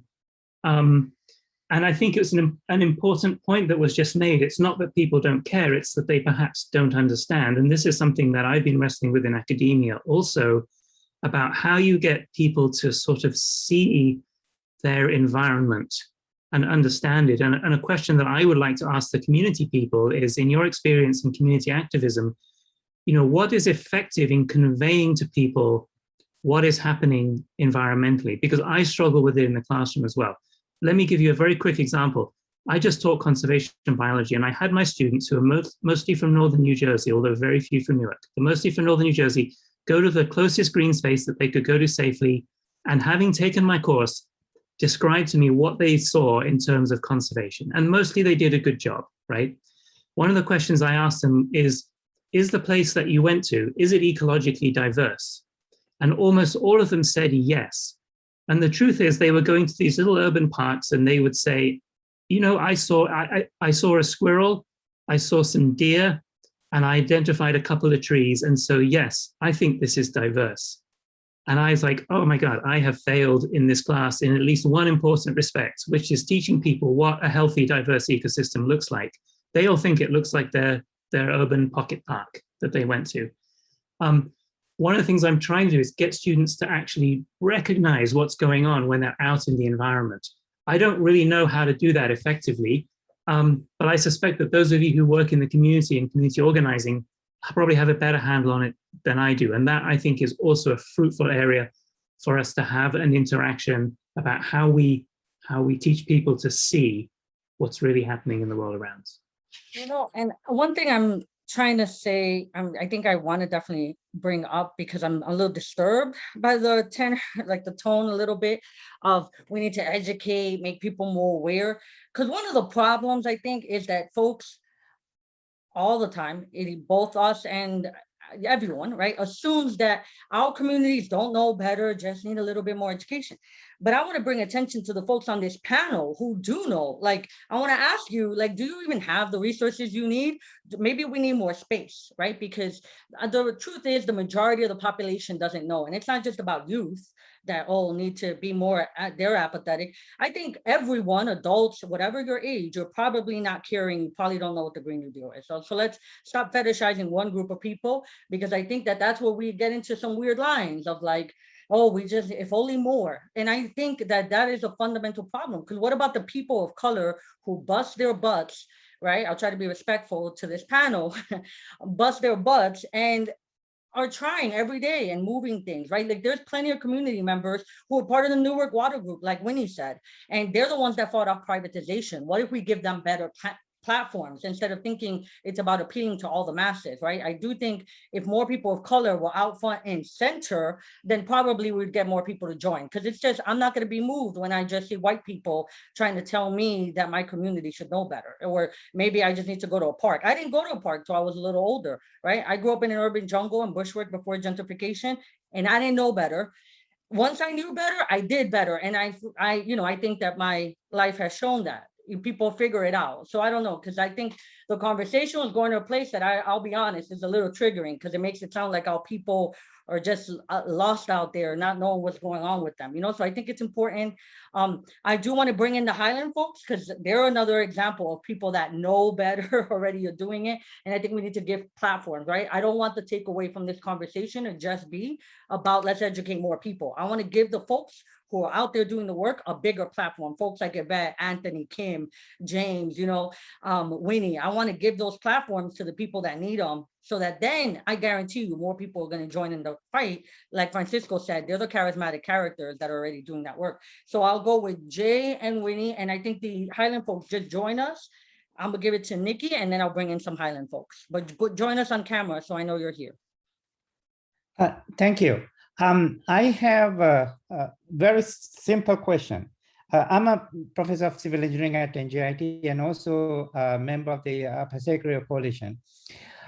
We talk about Green New Deal is not still approved, but I think what we need to do is we need to look at a broader picture and look at all the problems, and we need to create a shovel-ready projects so that as soon as the funding available, we have a way to make the community better.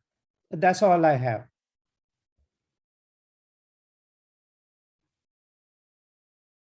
Winnie?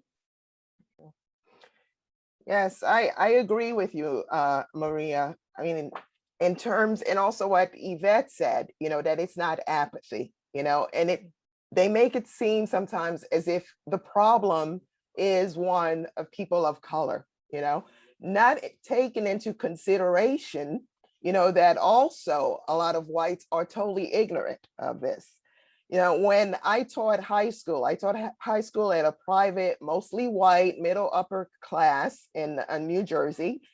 And at the time they were calling it global warming, and the students refused to acknowledge that global warming existed.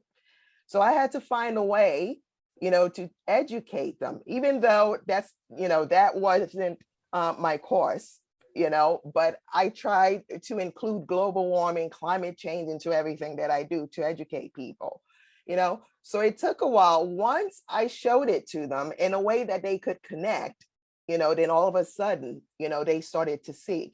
I made the connection that they were also part of the earth, and made the earth also part of them so that they could actually claim it, and feel that they really are a part of it. And all of a sudden, things started to change a little bit. And we also have to take into consideration that our people, lots of times we're busy surviving, not to mention, the trauma, that a lot of people of color have to deal with because of this system, this white supremacist patriarchal system.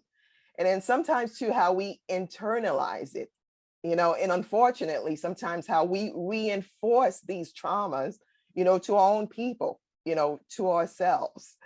And so you have to take a lot of this into consideration, when you're also, teaching them, educating them, and, make it so that, it's something that they see how they're also benefiting.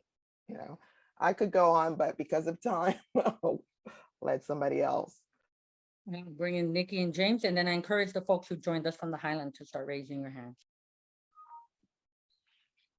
Maria, I want to go back to two things you said. And the first one really resonated with me when you said,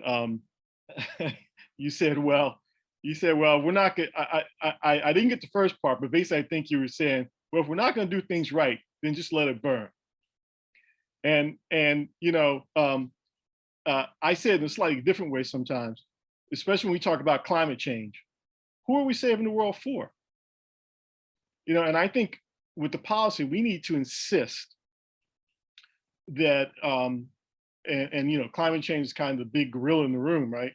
That when we develop climate change policy, and as we fight climate change policy, as we fight climate change, we're going to integrate environmental justice and equity into that policy up front.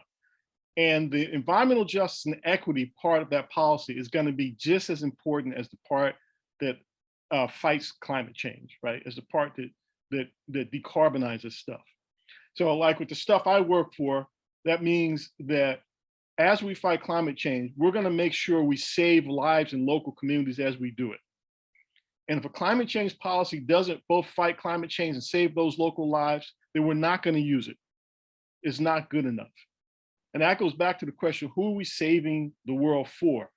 Because if we save the world from climate change, but 100 of our kids die in Newark that we could have saved if we used different policy, they're just as dead from the local air pollution if they were killed by climate change. And they're not going to be resurrected when we save the world from climate change. They're going to stay dead, and we could have saved them. Or if we don't get those jobs that Kim and Kevin and Yvette were talking about as we fight climate change, our folks are still going to be poor, even when we save the world. And getting them those jobs should be as important as saving the world. Because otherwise, why are we doing it? So Maria, and you said, you know, and Winnie, our folks know a lot. And the environmental justice movement has solutions. We don't just complain. The movement often gets accused of just complaining and have solutions. But a lot of times movement has solutions, but people just don't want to accept them because they're not within the, you know, the framework we have now. And I think a contribution that academics can make is to listen to what the EJ movement is saying. It's like, okay, here's where we want to get to. We want these jobs. How do we get there? Even if you don't agree that that may be where we should go, if the EJ movement is saying this is where we want to go, help the EJ movement get there. I give a specific example where one time a modeler came to EJ organizations and said, oh, we can close down coal plants if we use a combination of nuclear and renewable energy and energy efficiency. And we said, okay, now go back, because we don't support nuclear. Now go back and do that again and tell us how we can get there, also not using nuclear. Right, and that would have been a big contribution. We're still waiting, by the way. And you know, so I think helping the EJ movement go to where it wants to go can be a big contribution that that the academic community can make, even if it may not necessarily agree with where the EJ community wants to get. Thank you, Nikki. James, and then I'll add in some of our friends from Highland. Judy, I'll start with you. I'll be brief. I think the idea, and Maria and I, we talk enough, and we have the similar quote unquote triggers. The idea of educating without giving us the appropriate forum to actually speak is problematic. We have such a unique lived experience that there can be no conversation of policy without us being involved. You can't do cookie cutter justice for our communities and think that it's going to actually like stick. Our connective tissue is so unique. Our lived experiences are so different than any other population in this country. To have conversations of policy and incorporation of education without us being at the table and actually sewing that in to the policy makes any work that's being done completely void. It doesn't have any legs to stand on. We have such, and once again, it sounds redundant, you know, but we have such a unique lived experience that if that's not incorporated into the policy making, into the advocacy, into the mobilization, then, you know, how can we say that it's valid? You know, where does that land? And we see far too often these policies are created, and then we're surprised when they don't have their desired impact. You know, we're almost shocked, like everybody, like, you know, shoulder shrug moment, like, oh my God, you know, we didn't, you know, why didn't this work? Like, forgive me, no shit. What did you think was going to happen? You know, look who was at the table. You know, think about the history of this country. You know, you think about women's rights. They were always advocated by men, and we wonder why it didn't work. People of color have always been advocated by non-people of color, and we wonder why these issues don't work. So we keep having these conversations, and the appropriate people aren't at the table. So we educate, but then we don't allow us to actually use that quote unquote education to mobilize and effectuate change. And then we have this surprised look on our face when we're like, wow, I thought that was going to work. And it's so disrespectful. It's so disrespectful. So, you know, I don't want to get too aggressive because I get in my feelings about these kind of things. But, you know, to Maria's point, like that education without the ability to actually insert that quote unquote education into the policymaking, it's a lie. It's fool's gold. It's a token, a way of appeasing us to say that we incorporated you into the conversation, but we didn't give you a microphone to actually speak from.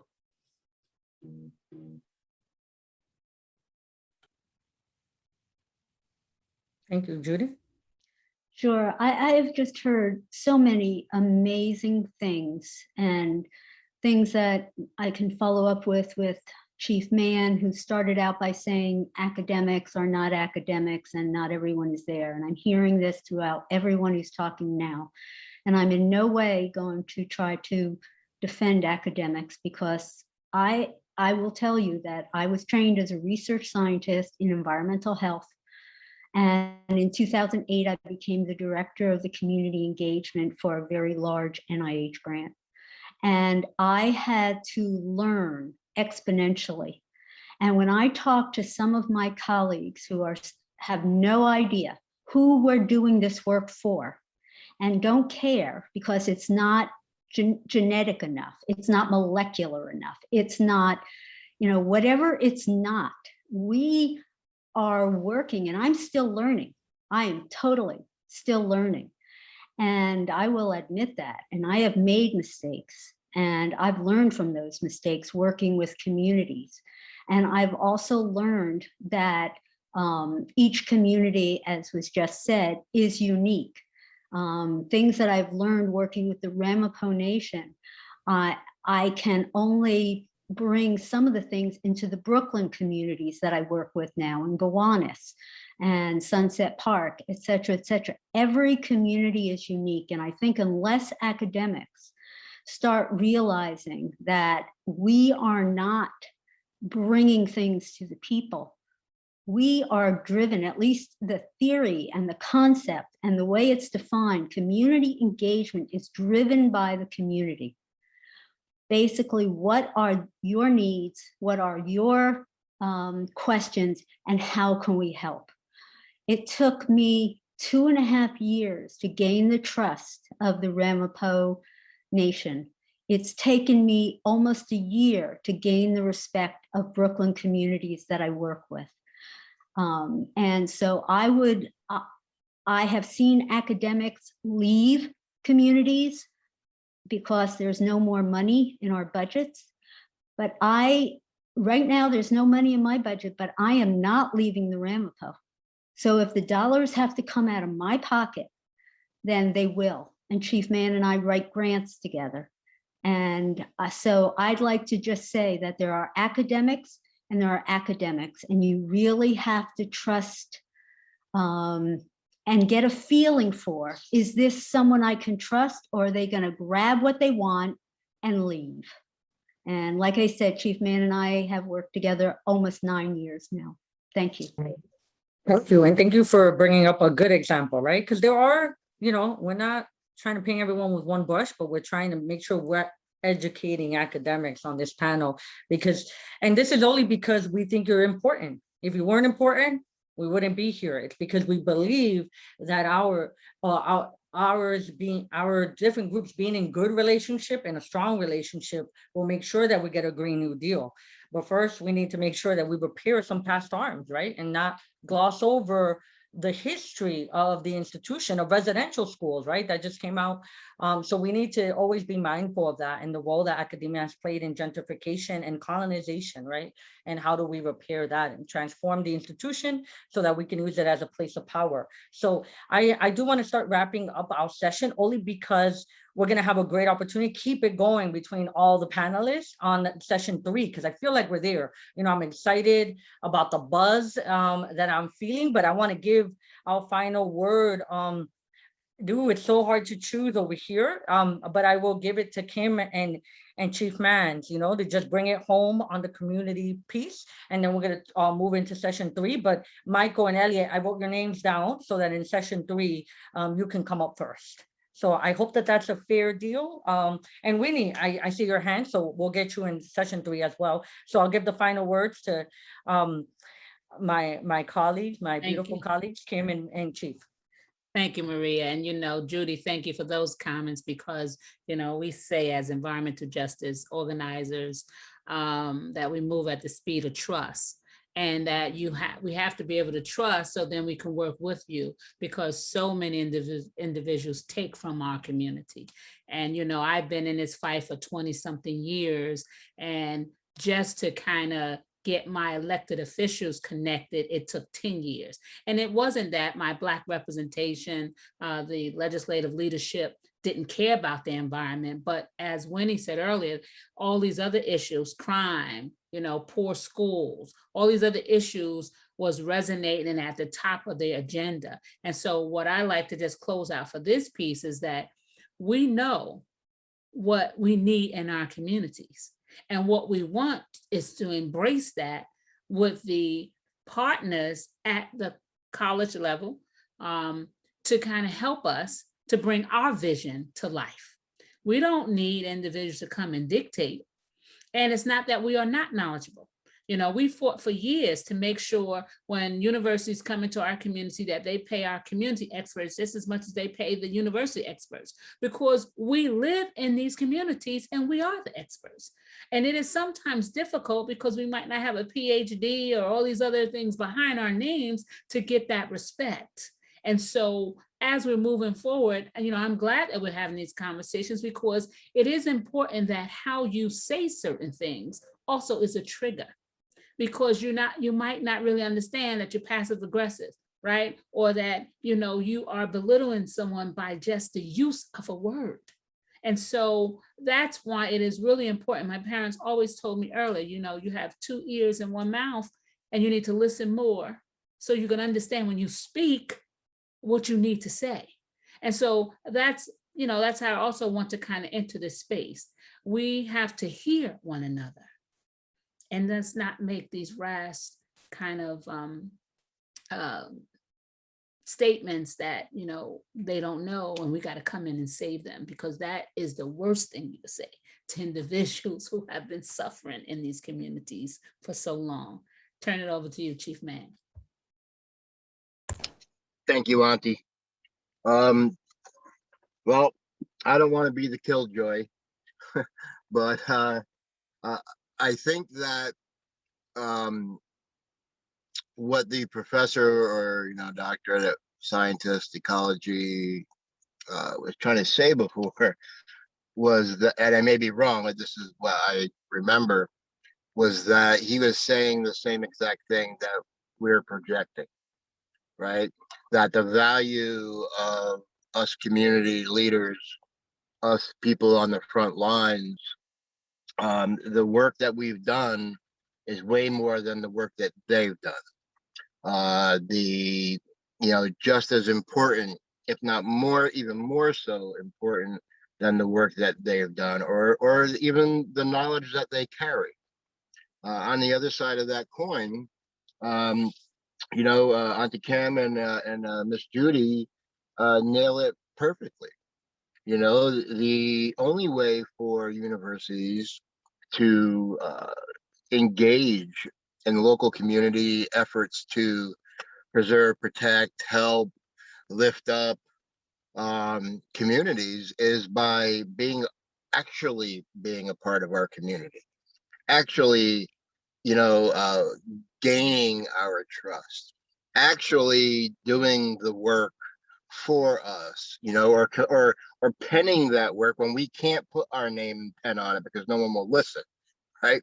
And so I have been extremely blessed and fortunate by Kishalo Mokweng, by the creator, right? The one that thought everything into existence, to have the ability to work with Michael Edelstein, Chuck Stead, Jack Tchen, Judy Zelikow, right?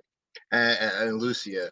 And it's because of that relationship, that we have created, right? We literally are a community, right? We are. And when there was the hacking the university, and when Anita Bakshi, you know, from Rutgers-Newark came up and they did the documentary Meaning of the Seed, I sat right there and said, I hacked you, right? I'm using you to accomplish what we need to accomplish. And so the university members who are, and, the conservancies that have joined as a part of this thing today, I am honored and proud to say that they actually are of this mind, right? They know the hurt and the pain and the suffering that takes place here. Our people have been abused. I can't tell you just, strictly in regards to the Ramapough and the Turtle Clan, how many times people have came there and made money off of our people's back while they were sitting there dying. That's a reality. So I'm wholeheartedly along with my relatives in the New Jersey Thrive, but I just wanted to also put that part out there too, that and I think that it can be seen with those two eyes, and the one mouth can be held sometimes, right? Because once the words leave our mouth, we can't take them back, and that is a very indigenous thing, knowledge, right? And I'll just reiterate that all people of color are indigenous. Thank you. Thank you. So I think I give it back to Neil, right? And thank you to all of this. I've really loved the panel and everyone leaning in and sitting in the discomfort. I appreciate all of you. So handing it to you, Neil. Maria, thank you so much. And to all the panelists, thank you as well. I just want to reiterate what Maria was emphasizing at the end, which was that conversation was tense. And that is fantastic. That is exactly the point. That is exactly what we want, because that means a conversation is doing work. And I think that what happened in that conversation is that there was a lot of education going on. I think a lot of academics were being educated, and that's one of the most important things to come out of that. So I just want to emphasize that we should not shy away from that tension. I agree with Maria. We got to lean into it if we want this to work. So thank you all for that great conversation. Before our third session, we have another short artistic interlude. This one is an online exhibition of visual culture art organized specifically for this event. It involves 5 visual artists from the northern New Jersey region. And to briefly explain the exhibition, I want to introduce Alexandra Tchen. She's the Associate Director at the Price Institute. She also teaches eco art at Rutgers-Newark with the Department of Art, Culture, and Media.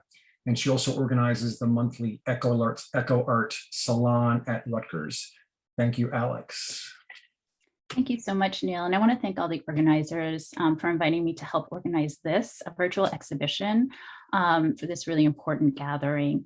I wanted to also immediately first thank Colleen O'Neill for her work. I know she's now, and she really helped me think through and brainstorm artists who are engaged in working on these many issues that you have been talking about today of concern in this region in relation to the New Green Deal. And of course, the arts has historically also been and continues to be something that is really important in terms of envisioning our concerns, making them accessible, making them tangible, and emotionally accessible. And I really want to thank Francisco for underlining that as well today. And they also are here to help us envision possibilities, right? And so the artists that we're going to show in this virtual exhibition are just a selection of the many artists who are working on this topic. And so I'm really grateful for their words that are included within this, as well as the images. And I'll be reading some of the words along. And this will take about 5 or 6 minutes, in which we'll also be showing the artwork. And so I'm hoping that you might take a moment of pause at this moment, because I know it's been very intense, to contemplate the complex and layered issues that have been a part of this discussion. I really thought when James Williams had mentioned reparations, but also the many layers of issues that are happening here, that was very poignant. And you'll really see that within this work as well. So, and I also hope that you might see how not only are the artists engaged with the very New Jersey, but also how their lives also circle diasporically to global communities as well. So I'll start it and stop speaking.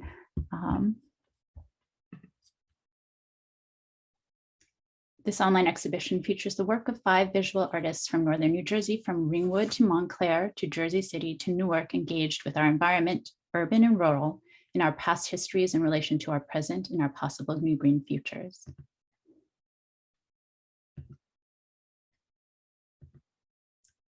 Michaeline Picaro is a member of the Turtle Clan of the Ramapough Lenape Nation and has recently organized a new community garden space in Northern New Jersey with her community. She is a mother, artist, nurse, and healer.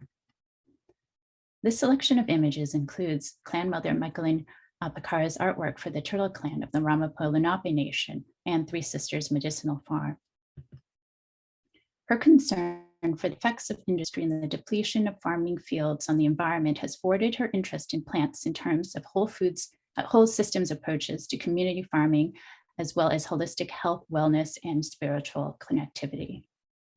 In 2019, Vincent Mann co-created the Muncie Three Sisters Medicinal Farm. And this is a quote from the website of Chief Mann.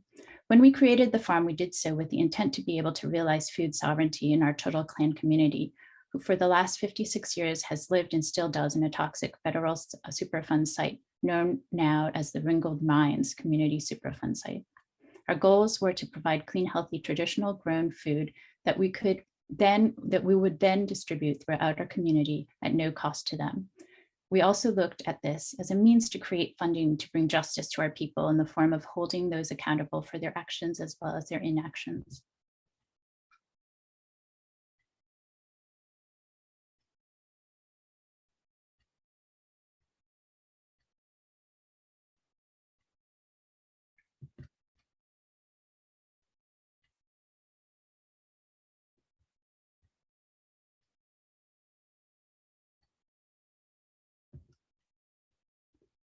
I am the preservationist for ceremonial landscapes, and it is from this office that we have participated with other regional tribes in the mapping and identification and protection of ceremonial stone landscapes. Clan Mother Michaeline Picaro.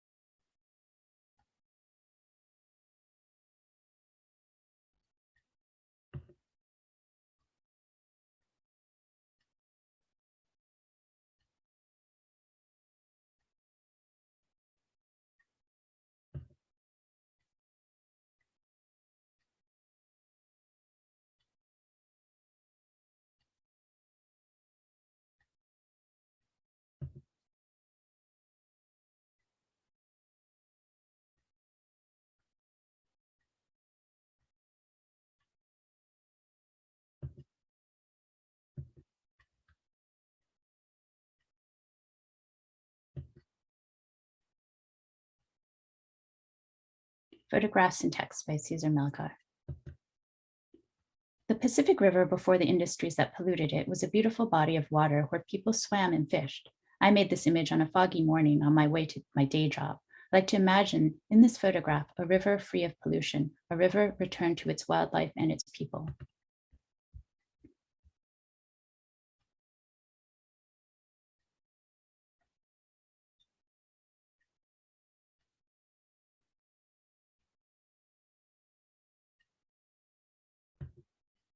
The Ironbound section of Newark, New Jersey is overburdened by industry. One of the biggest polluters are the trucks that carry goods to Port Newark. Many of the children in the Ironbound suffer from asthma, and cancer rates are higher than normal in this area. Just recently, the city passed the environmental nation.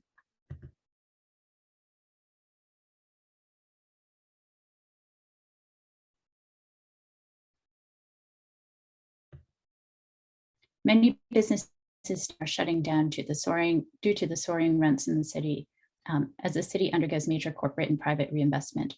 The local government is supposedly trying to balance the new incoming wealth without displacing its current population with regulations such as inclusionary zoning, which sets aside a percentage of large new construction projects as affordable.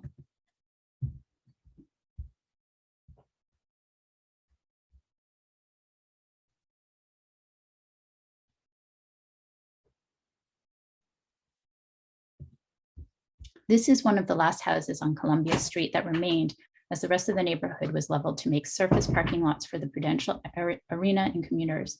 These parking lots in the Prudential Center itself are where the failed Renaissance Mall sat and before Newark's very own Chinatown.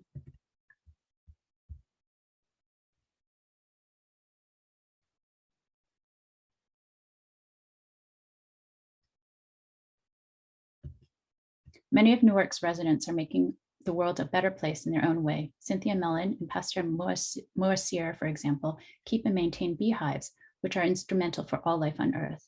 In this image, they open the hive to inspect that everything is going well with the bees.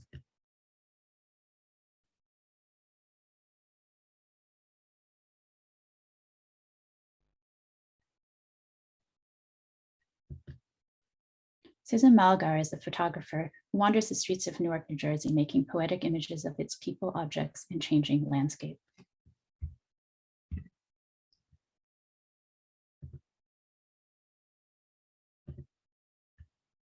Jersey City-based artist Anne Percoco works with overlooked places, plants, and materials. A graduate of Rutgers MFA program, she has presented solo shows at Chitrakala Parishath, College of Art, Bangalore, India, Nurture Art and Air Gallery, both in Brooklyn, and the Museum of Art at Casa Colombo, Jersey City. She's also exhibited at the Anchorage Museum, Wave Hill, the Queens Museum, and the US Botanical Garden. She's also part of the Next Epoch Seed Library in collaboration with Ellie Irons. The Next Epoch Seed Library reimagines the conventional seed bank for an era defined by the massive ecological impacts of capitalism and resource extraction. Rather than focusing on utility or agricultural heritage, we work with adaptable weedy plants who have co-evolved with dense human populations. These plants are our indispensable companions as we inhabit novel ecosystems and journey through climate chaos together.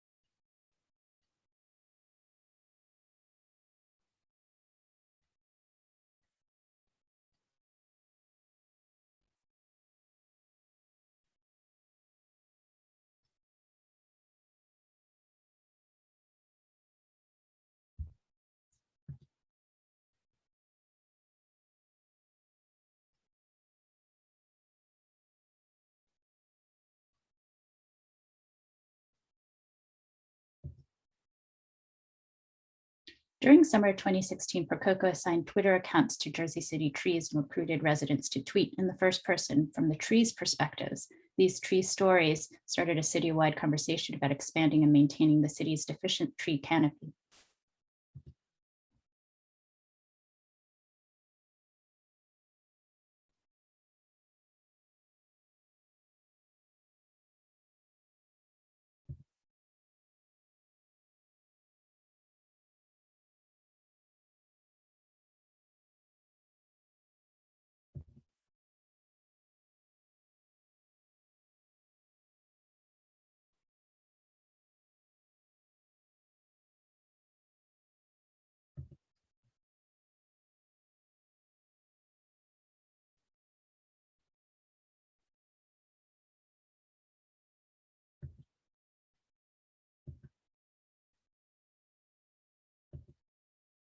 Born in the Philippines, Katrina Bello is a visual artist who lives and works in Montclair, New Jersey. Her drawing work is informed by observations and experiences of natural environments encountered during the course of her travels and migration.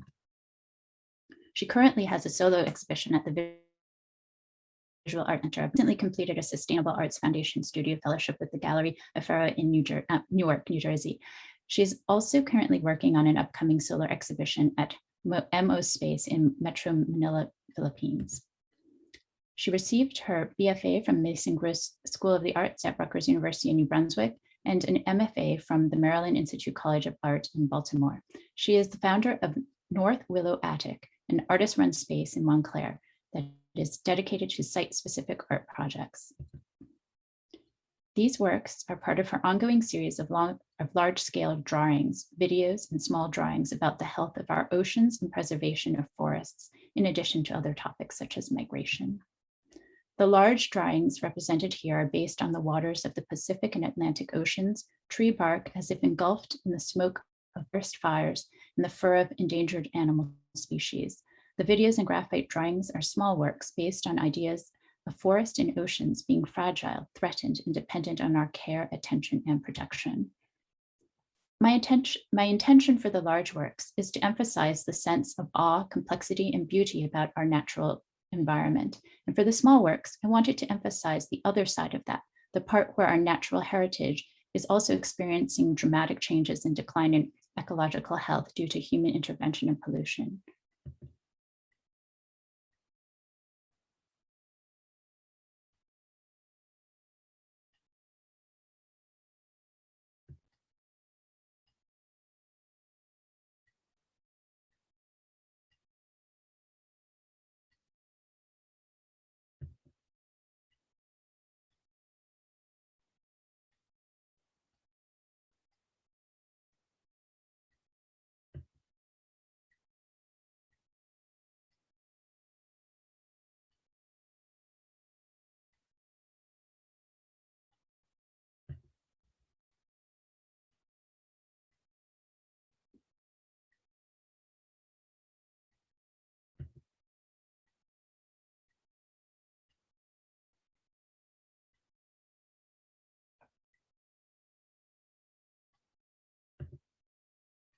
In Bello's series, Hold, she presents an eternal ocean moving in the palm of the hands pictured in the videos, the hands of her daughters. One of my intentions for this series of videos is to highlight the fragility of our bodies of water and how their future balance, sustainability, and health depend on our care and attention.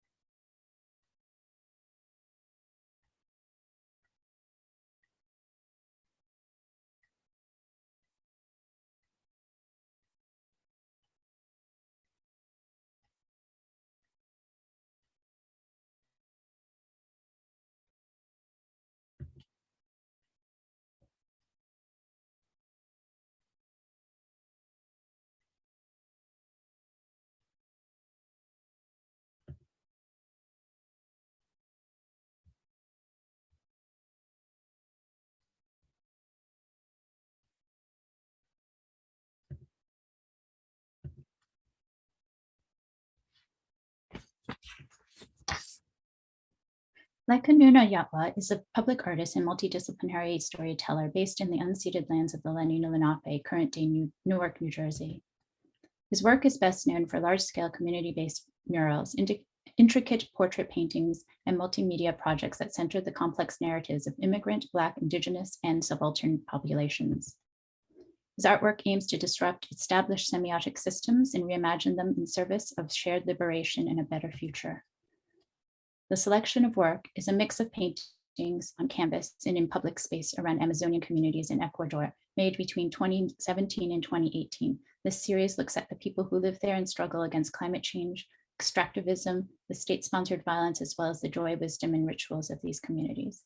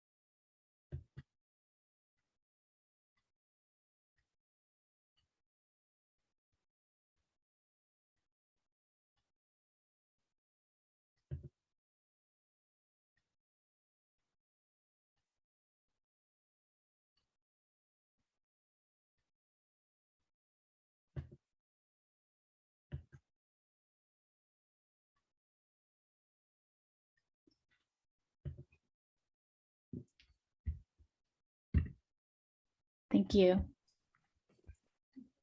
Thank you, Alex. Thank you so much. And also thanks to Colleen and the amazing artists that provided this work for this event. It just illustrates how art can be activism, art can be organizing, art can be coalition building. It's all part of the, can be all part of the same fight. So thank you so much. I want to welcome everyone back. I'd like to also welcome back our moderators, Naomi Klein, Maria Lopez-Nunez, Chief Mann, and myself as well. They will be guiding the conversation, but this conversation really depends on all of you. So that's really who's going to be, running the show here, all of you. I want to just open this last session on our Green New Deal by telling a really brief story about the original New Deal of the 1930s, and in particular, a story about the New Deal in the Highlands. Okay, that story begins in the early 1930s. I should say I'm telling this story because it's going to inform what we're doing in this session. That story began in the early 1930s when the New Deal arrived in the Highlands in the form of the Civilian Conservation Corps, a New Deal work program that put unemployed people to work, planting trees, stopping soil erosion, and developing parks, especially Bear Mountain State Park in the Highlands. In the beginning, the Hudson Highland locals were extremely excited by the arrival of the New Deal, especially for the jobs with the CCC that they hoped to get. The unemployment rate was more than the national average, which was 25%. Yet within a year, those same locals were angry and upset for not having been consulted regarding the work of the CCC. In particular, they were very upset because they were not given jobs with the programs. As one local resident named Axel Benson explained, quote, "There is lots of work for others, but none for us." In an attempt to correct that situation, the locals joined together. They created, in a sense, a regional coalition. They called it the, quote, Home Defense Committee, comprised of, quote, poor farmers, laboring men, and village people from Sandy Fields, Johnstown, Stony Point, St. John's, and other parts of Rockland County. This was on the New York side of the Highlands. The coalition then took action. They initiated a local publicity campaign, they lobbied local officials, and they wrote this petition here to the President of the United States, right to Franklin Roosevelt. In it, they demanded, quote, an examination of the administration of the affairs of the CCC in Bear Mountain, and that such action be taken as will give us relief intended for us by our national government. The result, the federal government did look into the local matter. It was examined. And because of that, the New Deal in the Highlands region was transformed. Its history was changed by that local action. So in the third session, we're going to try to brainstorm and think about what next steps we can take, what next steps we can take to try to direct the Green New Deal in ways that will support local communities. We're going to build on that history and try to make our own here. We were going to talk about insights we could gain from the other two panels, and then also synergies from the other two panels, but we're running late. And I heard a lot of talk about next steps and what we want to formulate, that we want to formulate actionable strategies for the immediate future so we can keep this conversation going. So I would suggest that we jump in for next steps, and in the process also discuss insights and synergies, right? But I think people are really excited about next steps, what we can do to keep going, okay? So that's sort of the framing. I know that Maria, you had a couple people on your list that you wanted to allow to speak, so I could pass it over to you and we can do that and just move through this next step process. I just want to also mention that we have 4 scribes who are taking notes for this session, so that we will have a roadmap later that we will distribute to everybody that'll guide us hopefully in keeping this conversation going. It's 4 of our graduate students, Tugba Alton, who's a PhD candidate in our Department of Global Studies, Jordan Baldridge, an MA student in our history program, Colleen O'Neill, a graduate student in our American Studies program, and Omanjana Goswami, a doctoral candidate in the Department of Earth and Environmental Studies at Rutgers, Newark. So notes are being taken, and let's jump right in. Maria, I'll pass it over to you, okay? Thank you. Yeah, on my list, who I promised would be up first is Michael, Winnie, and Elliot, were the folks with their hands up from the last session. So I have lots of ideas, but let me try to be brief. First of all, I think it's important to note that the concept of the Green New Deal, as opposed to the reality of it, but the concept of it really highlights the fact that we're at an important nexus. We're at an important point in which we can shape the future in a way that we could not see doing previously. And so the opportunity is here. How do we act on that? Well, I think hearing from the folks working in Newark, as well as from our Highlands work, it's very clear that a couple of themes come out. One is that there's an extraordinary local and beyond local expertise that exists in these communities. Second of all, in my own work on contamination, which goes back to the 70s before Superfund, I know that people become motivated to work on things from their own experience. And I think it's important to recognize that EJ communities are positioned to take a lead on the decarbonization or the Green New Deal in a way that privileged communities are not, because their privilege actually causes them to not be motivated to act, whereas there's a clear understanding in EJ communities that things have to change, and they do. So this is an important moment to really empower EJ communities to really step into the leadership, and in fact, that needs to happen if the overall agenda, I think, is going to move. The issue that, the specific issues, I think, in the near term, we have to work with the Turtle Clan to get them relocated. And we have to make that relocation, as the chief envisions, a model for thinking about sustainable communities. At the same time, we have to take Ironbound and the rest of Newark and really ask the question, how can we make the city of Newark into a sustainable community, or a set of neighborhoods that are sustainable communities?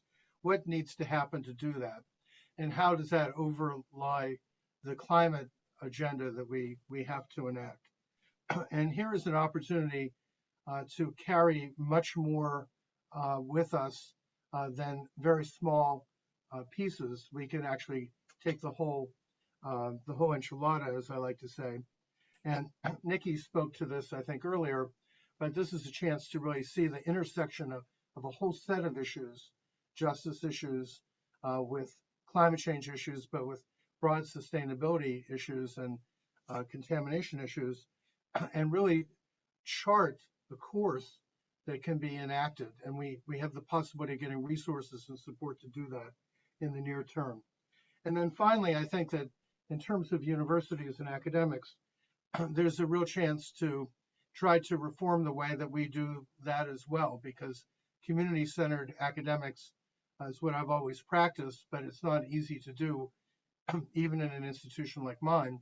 And it's very difficult to do in many other institutions, much harder. But the moment demands it. And so we have an opportunity to try to shape institutions to fit our needs rather than to have them operate on their own agenda. So I think there's an amazing opportunity at this moment. I think you've gathered great people together to think about that. And I think we can do a lot right now working together. Okay, my turn? Sure, Winnie, why don't you jump in? Okay, yeah. What I'm going to say is not specifically towards solutions or next step. It's just, I wanted to clarify that Nikki's comment when he said that I said, don't just complain, that people just complain. I didn't say don't just complain. And so I don't mind complaining, with recommendation and strategies. And it's when we complain that we get things done.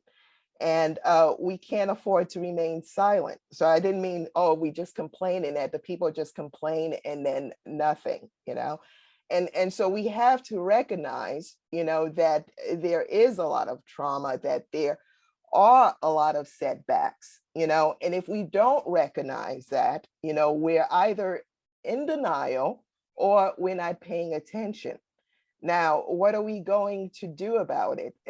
That's something completely, separate. Now, also in terms of this great new deal, I agree with Michael. It is a wonderful opportunity. I love that you guys are doing this.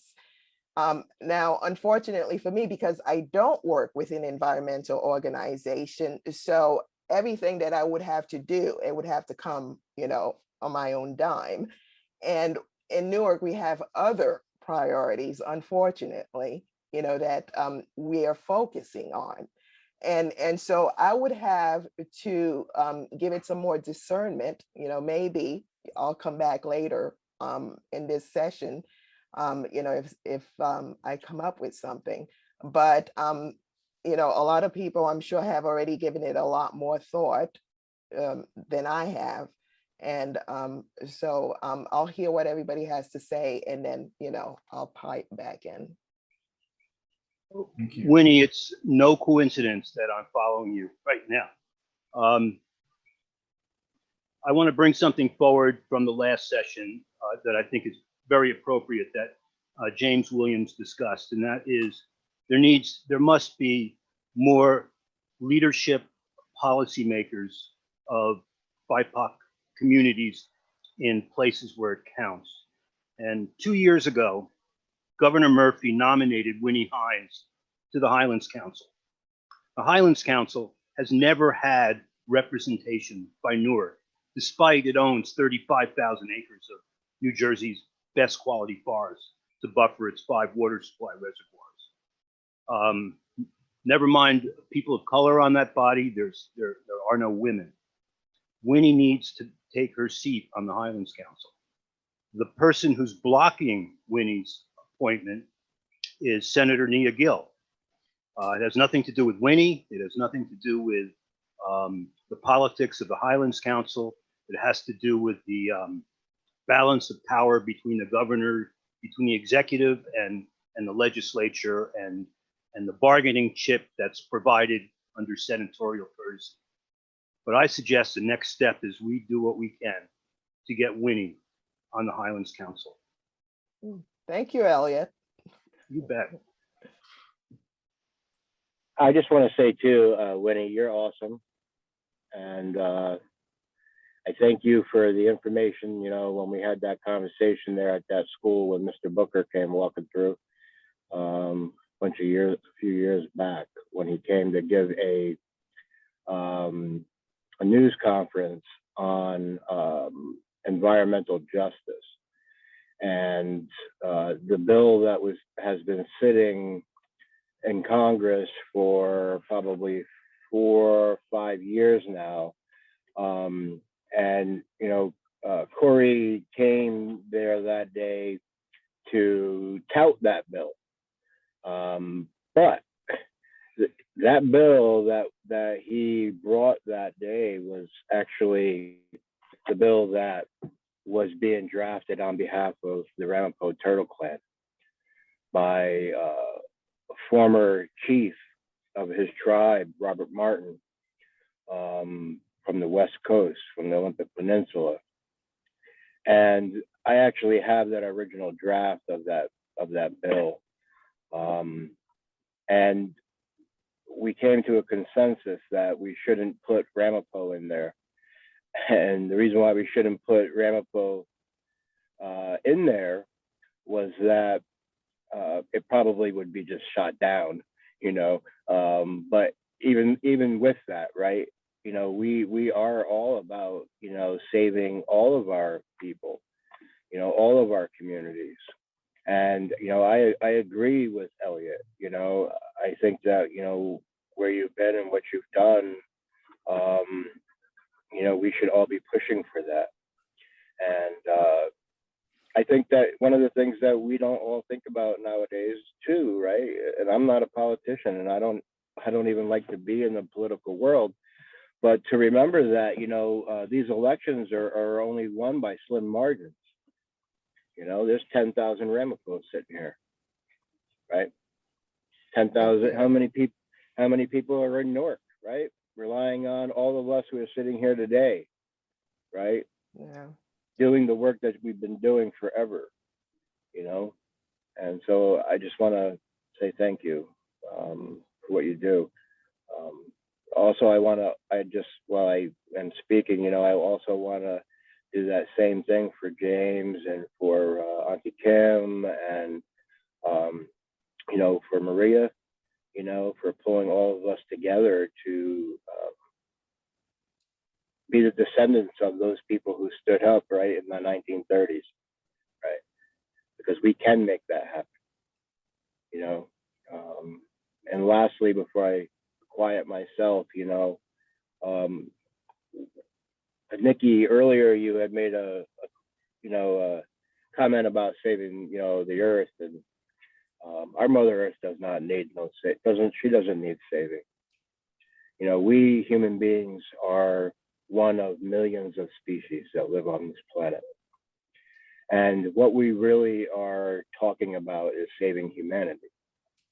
And the only way that we'll be able to save humanity, right, is when we remember that we're a part of that natural world, that we were all brought into existence by the Creator, Naomi Klein. You know, that sound of that rattle, that right, the baby's rattle, you know, that's that sound when the Creator thought us here. And there is nothing more special about us than there is about, you know, the ant or the worm, right, or the grub or the microorganism, right? Because without all of those things, none of us exist, not one, nothing.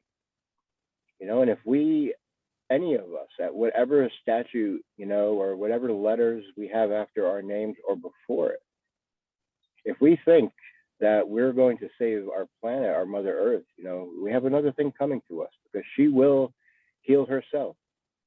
She'll do what she did many times before, you know.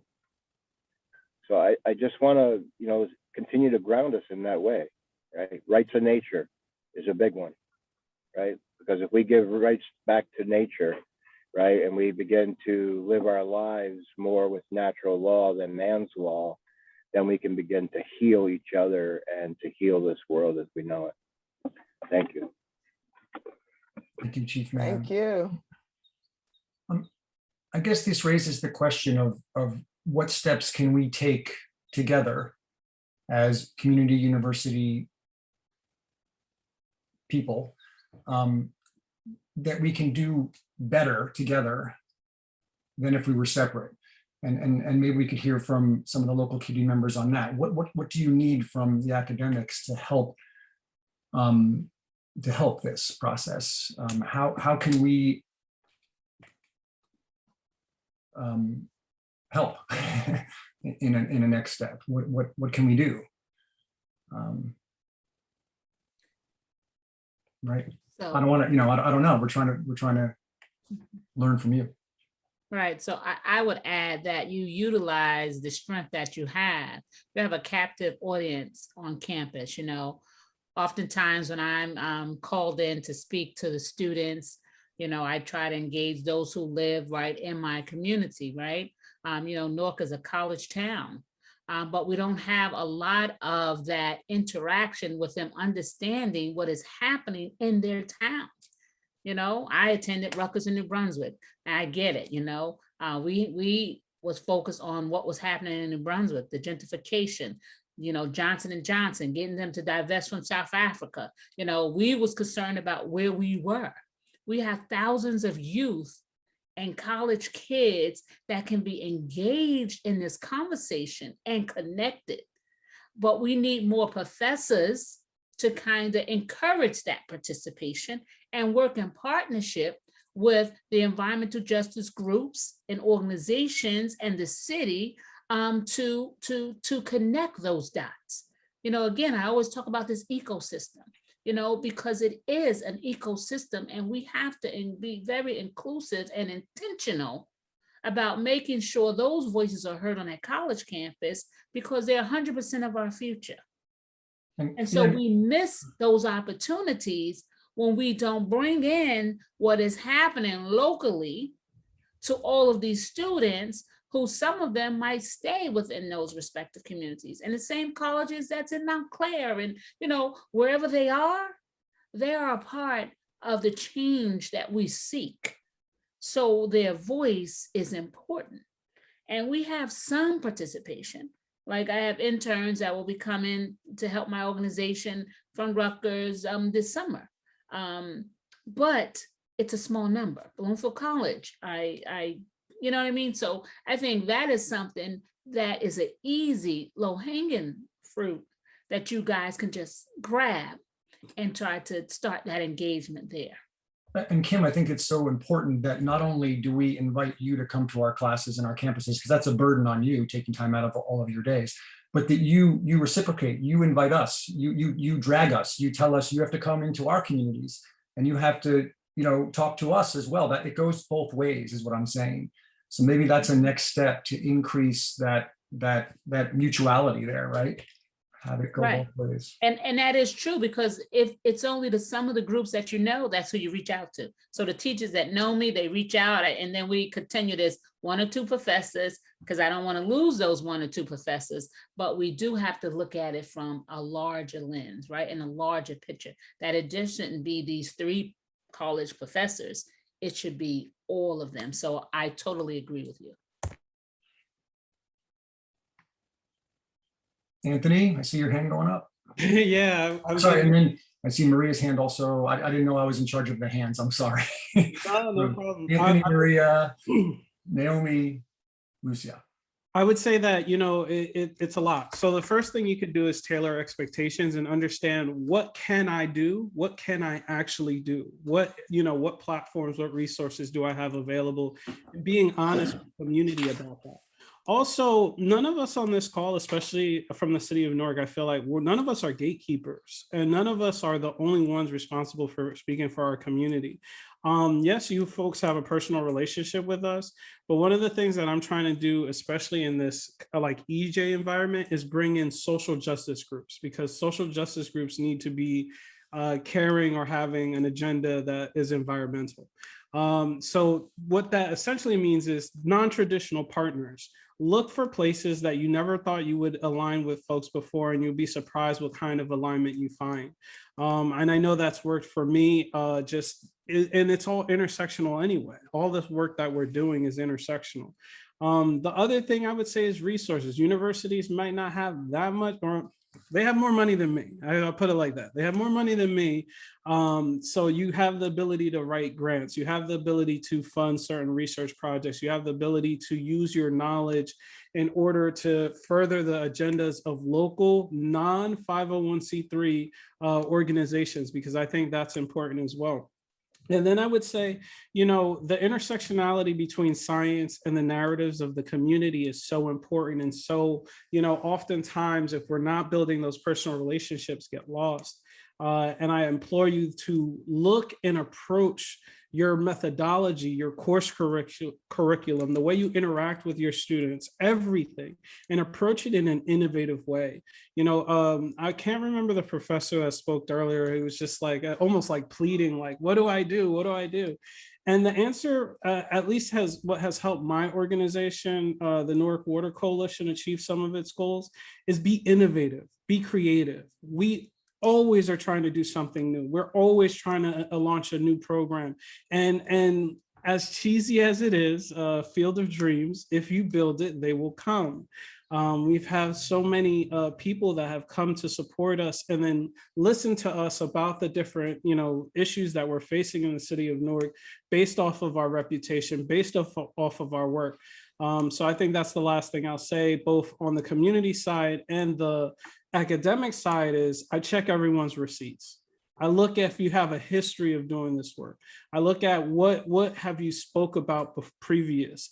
I look at like what your relationship is with community. What are those expectations?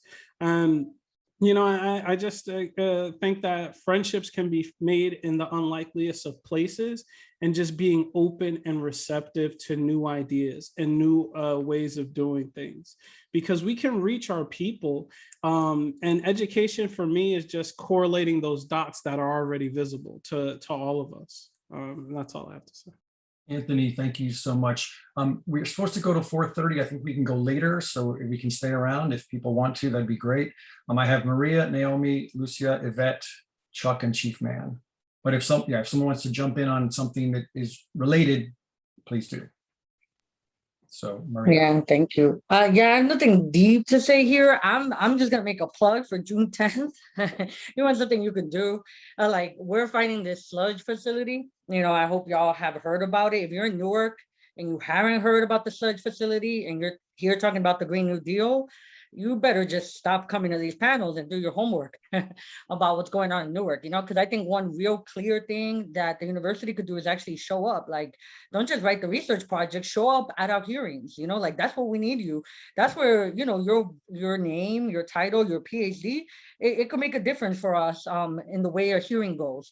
And so that the elected officials, the boards that sometimes have really key decision over our lives, that they see that we're not alone, right? I think that is so key. And you have an opportunity to do it June 10th and then whatever the next hearing is, because the sludge facility, sludge processing is actually a prohibited use, which is something the community fought for in 2015 to have a long list. And what are they doing? They're just like, scratch it. It's not sludge, it's biosolid processing, And again, this is an interesting area that I think could be a live case study. There's a lot of academics I've heard from that are like, well, that's a good thing. And I'm like, if it is, go put it somewhere else, like not here in our neighborhood, because we're saying no. So even if you have your personal feelings about it, what does it mean to actually listen to the community voice over your discomfort? Over your I know better. If you say you're behind us, it's not trying to convince us. It's trying to listen and say, okay, I might not fully agree with you, but I'm going to support you and we can have this conversation later, right? Because then maybe you do change our minds. I have had my mind changed, but it takes that long term, and it means backing us up, right? When we're asking, and we're definitely asking, or I'm asking, and you can go to Ironbound Justice and click on Stop the Sludge and get your updates, but please show up on June 10th. So I thought that was easy. I also put the NewJerseyThrive.org on there so you can follow us and keep up to date, because we're talking about Green New Deal, but we already came together as community groups to figure out what this Green New Deal is going to look like for us, right? So there's just a group of us. We're going to expand probably the grassroots communities first, and then we're definitely going to be looking at all of you to join us. So I want to open up those invitations. My email's pretty public, and so is my cell phone. I'm always like, just call me and let's figure it out. Let's talk it out. I'm not trying to ever beat on anybody and not offer an opportunity to work together and build a relationship. So thank you all for having me. Thank you, Maria. Naomi, you're up. And remember June 10th. Maria, can you just send us like a blast so we can forward that on to all the participants? They've been asking in the chat. Thank you.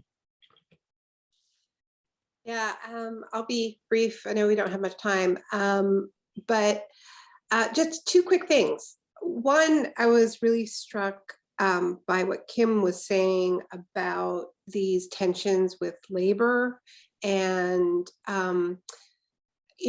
blocking community demands for local youth to be included in job creation programs and so on. And I think many of us know that there's a big history in this. Neil's book on the CCC and the Green New Deal looks at some of the opposition from some parts of the labor movement to that kind of job creation as well. And one of I guess it's a question of is it a potentially useful role for the university to play of just kind of facilitating some difficult conversations, where just the kind of just even offering up space and moderating conversations to have those uncomfortable conversations and air some of these difficult issues and maybe maybe make some progress. That's just one thought, one way of using university resources. And then another question has to do with, you know, and maybe people are already doing this, but we've heard some really, I think, great examples of the sort of trust that gets built over time, right? And I think there's no replacement for that. But there have been some interesting attempts at different universities to codify what ethical research practices are in frontline communities, and what it means to decolonize the university, and what it means to engage in non-extractive research practices and trauma-informed research practices and things, and not that just sort of grab and go, but actually doing what it means to build trust, what it means to share research transcripts, interview transcripts before they go out. You know, if we are training our students in this, then we aren't replicating, or at least we're trying not to replicate the extractive research practices and the traumatizing research practices of the past. And I also think part of the research that we need to be doing is in what has the damage that's been done by our institutions. I mean, it's scandalous, just it needs to be said, that Rutgers doesn't have, as far as I know, any Indigenous faculty. I mean, that is unbelievable. I supposedly changing, but I mean, that very fact alone is just truly, truly shocking. So we also need to be pushing inside the university for these things to change. But yeah, I guess the question has to do with, would it be worth it, would it be useful to kind of codify this within the university? I think absolutely, and I want to just keep rolling on this. These are great ideas. Let's just keep getting them out. Thank you, Naomi. Lucia? Hi, so I think that this is perfect timing following Naomi's, because one thing that I am talking about how we teach our students and how we get them involved, I think that that's some part we are very focused in one discipline, and we see that here in this panel we have people here, obviously the community members, but then we have historians, psychologists, ecologists, environmental sciences, and engineers all working to the communities. But then when we teach, we only teach one discipline. We teach chemistry, we teach physics, we teach history, but we don't integrate each other.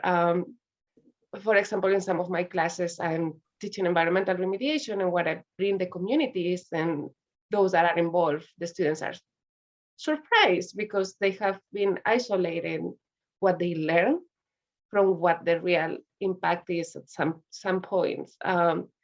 So I think that there should be an opportunity to really get those students out and exposed besides the science and besides the research, because it has to be applied at some point. It has to have an implication, especially with these topics of environmental remediation, what is environmental impact, human health and exposure to toxic compounds. So I see that that's moving. I think that multidisciplinary work and relationship in academia is moving towards there, but we obviously still have people that are still staying, this is basic science, by basic research, and I'm just not going to move out. But I think we are trying, as I'm collaborating with Judy, I'm also working with Jay, with Anthony. I have been working with Newark in the lead service line, so I've been talking with Anthony. So I think that we really try, some of us are really trying to get students involved in this. And I might be reaching to some of you because one of the classes that I'm teaching in the fall semester, I want to have at least some community engagement component and get the students exposed to how to communicate science with communities, how to talk with them and learn from them. And so going beyond the classroom and the lab. So just wanted you to know, you might probably hear from me because I really want to have that community engagement component within my class. Thanks. Thank you so much. We have Yvette, Chuck, Chief Mann, Nikki, Marlene, but Jack has to go to another meeting and he wants to say a few words before he leaves. So we're going to let him do that, and then we're going to keep the conversation going. Jack, is that okay with you? Yeah, sorry to butt in line. I have an anti-Asian violence conference that's happening out of Washington, D.C., so I'm going to have to leave for that. But I just wanted to say a quick thank you to everybody. I mean, this has been such an important conversation. I really appreciate people joining it, and we'll play whatever role at the Price Institute that you need us to play. I'll also say that I'm involved in organizing a anti-eugenics conference that is marking the centennial anniversary since the 1921 Second International Eugenics Congress happened at the American Museum of Natural History. This was a time in which our region was ground zero in the international eugenics movement. And I say that because eugenics is one critical moment in which we were all othered in various ways, and it became institutionalized into the bureaucratic administrative system itself, including the university system that we are now finding ourselves in. And part of the difficulty and the kind of craziness that goes on in universities and the siloization, I mean, there's good in doing research, but it's so siloed and so specialized that we don't even talk to each other. We don't even, everybody's so vested in their kind of micro research area, which is important, but we're pushed away from being engaged by the system itself. So it's really just to say that there is that larger historical context that's deeply ingrained in the whole way the US operates. And eugenics was part of the progressive movement. So I just want to make that clear that there's lots of difficulty things. It's not just, the crazy right-wingers, but it's actually deeply embedded in the progressivist administrative system itself of measuring, testing, sorting the unfit, sorting the fit, all that kind of stuff. So, but it's to say thank you for all the people who are here, and also thank you for the staff who has been amazing in organizing this. But I don't want this to end. I just want to say this before I have to leave. So thank you all. Thank you, Jack. So we'll jump back to Yvette, Chuck, Chief Mann, Nikki, Marlena. Yvette? Okay. You can hear, yeah. I'll be brief. What I was going to say is that inviting us into the classroom is important. Community engagement, obviously, and having students in the community is vital and needed and crucial, but also invite us in to lecture to your class. Invite us in for a series of lectures where we are bringing ourselves as if, and I can bring my students or other people in the community who are actually doing work. So that is something that also I think is needed. And as a student, I'm sure they would be interested in that and see it surprising. You guys actually, giving up your own bully pulpit. So I know when I bring somebody into my classroom, I'm either you're talking too much, I want to talk also, or thank God you're here. So either way, I think it would help students. In addition, I know Neil and I have talked for about 1.5 years about joining each other's classroom, and next year when we're back full-time, Neil, I promise you we will make it happen. But that's really something you can do, and I invite you to engage us. Also, I want to put a plug in for New Caucus, for which I'm chairperson. It's Newark Education Workers Caucus, which is a social justice caucus of our union. And several of our teachers, we're not all history teachers, so we can come in and do the same thing. And several of them are of the same ilk and realize the importance of engagement and forming alliances. So I put my information in the chat, so reach out. Thank you. Thank you so much, Yvette. I look forward to meeting your students in the fall. Chuck, you're up next. Okay, I'll be quick. Something we've done at Ramapough College is we've carried on with the narrative thread of the wounded storyteller. And we've had very generous relationship with a number of Ramapoughs, particularly women. I'm thinking now Pat Osterhout, Vivian Milligan, Cindy Fountain, a number of really fine elders who've come in and told the stories of the loss in their families and of their own illnesses. They've told their stories through their bodies. And this has a profound experience, was a profound experience for the students who then follow it up by either visiting the community or having another visit with the elder, either in the classroom or at our Watershed, our annual Watershed conference. This has been a really strong, motivating vehicle for the students and for the college itself. And in fact, it ultimately led to a Ford cleanup on the New York side of the border, because it was a town supervisor over there that took an interest in attending some of these events and some of these lectures. And the dialogue was so powerful, he got hooked. He wanted to hear more. So sort of like thinking about what Anthony said before, the problem is right in front of you. Sometimes you don't see it. He saw it. I think in part he saw it because the academy and the community were working together. And that, essentially that triggered him. This kind of a relationship is so terribly important, this business of the narrative of the wounded storyteller, that we almost need to celebrate the wounds we've received in order to educate the community at large. That's all. That's an interesting, cool thought. Thank you, Chuck. Chief Mann, you're up. Thank you.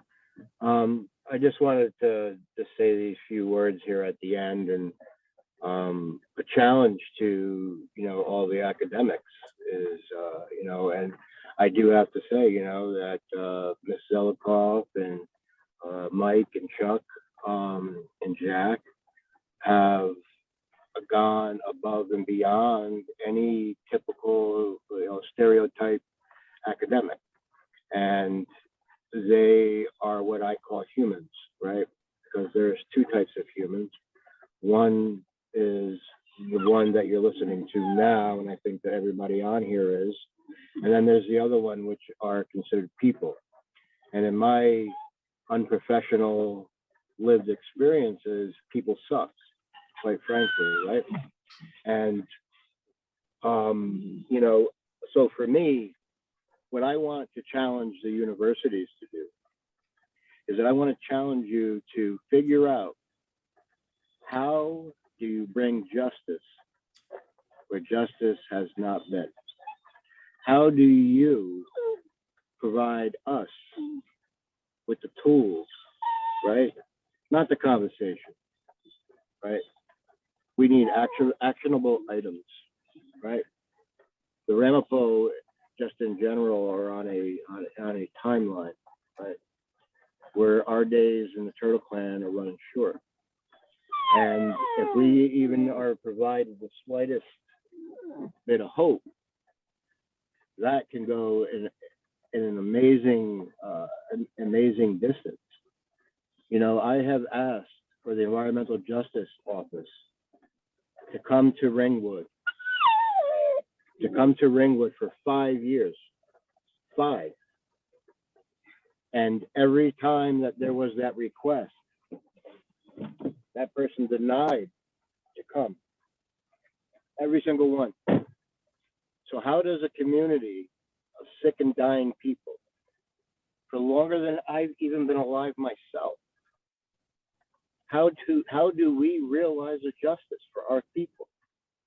And if we're not the ones to have the platform or the pulpit or a voice to stand up and to have those concerns actually not just heard, but felt. It is the one thing that's the problem here. We can't just sit there and talk about things and not feel them, right? Like Jack was just talking about eugenics. Well, what he was referring to in the eugenics is the study on the Ramapough, right out of the gate. Ford Motor Corporation, right? All the wealthy people, the Harrimans, the Rockefellers, the Fords, the Bushes, you know, they use us as an experiment. Reparations? I don't even use that word, right? They don't want to set precedences. It is up to us, up to our coalition of people and everybody else who wants to be a part of this to join a part of us, right? So that we can be the people who set the precedent. It's the only way it's going to happen. It cannot happen if it's led by people who are not us. James said it perfectly. You know, all of it is about reparations, but nobody wants to use those words, right? They don't want to admit the guilt that they have. Our task, all of our task, is about saving humanity, not about saving our planet. You know, take a sick child, look at them. Newark has plenty of them, not just from the environment in which they live in, but the environment that's brought to them from our environment. We cannot allow our children, our most valuable resource, to go away, to be sick, to die. When did we as human beings stop caring about that? When did we as human beings stop caring about each other? We're in an environment of singularity. We can make this all turn around. But like we heard before, right? We have 2 eyes to see twice as good, 2 ears to hear twice as good, and 1 mouth from which to speak. And we have to speak in that way. We have to speak from our heart. We have to speak on behalf of those who don't have a voice. We can't go and be the people that are out there, whether they're universities or big green, to go out there and get all this money because they're going to do this big thing and it never trickles down. Why is it that Chief Mann of the Turtle Clan of the Ramapough Lenape Nation, whose people are living in a federal Superfund site, the only one ever to be listed twice, cannot get the environmental justice coordinator from the state of New Jersey to come there because it's her job? I like her as a person, but she does not need to be in that job if she's not coming to my community, because this community in Garfield were the only reasons why the environmental justice thing in New Jersey exists. How do you fix all of that? Neil, you, Jack, Michael Edelstein, Judy, Naomi, Chuck, you guys all have a voice. You guys have ways of putting things together. I didn't even know that there is these other environmental classes at these other universities. Why are they not all coming together to save all of us? Not just the Ramapough, not just the Ironbound, not just the Mandish community down by the shore, but all of us. So I want to thank you guys, really. I want to thank you for the time. I want to thank everybody who has been a part of this conversation. And while the conversation continues to move forward, we actually have to start some actual action things, right? Because without that, then we're just all sitting there talking in a mirror. And I literally have watched enough people die and buried them that I don't need to be looking in a mirror anymore. We totally agree, Chief Mann. Totally agree. Thank you so much. And that's the plan. The plan is to follow up, right? Thank you. And call us on it if you don't feel we're following up enough, and we're not following up fast enough. I don't think that that's a problem. Okay. Thank you very much for those comments. Thank you. Nikki, and then Marlene, and then we'll wrap it up unless some people have other things to say at the end here. I'm glad someone's speaking after me. I didn't want to be the last one speaking, especially after Chief Mann. Good challenge, Chief Mann.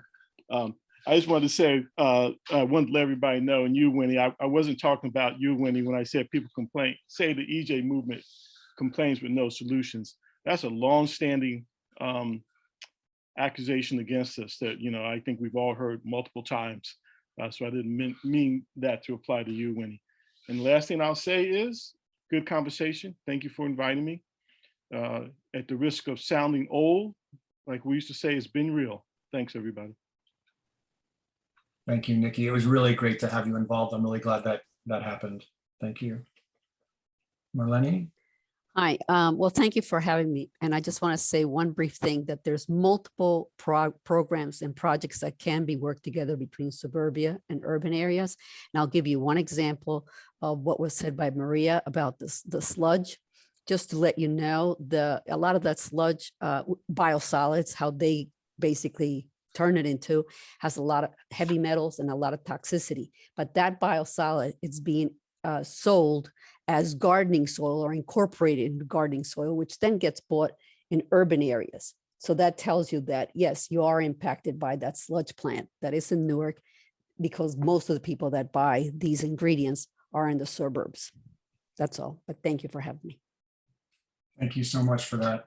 I just want to thank everyone again for participating. And I just want to mention two very concrete next steps that we are doing.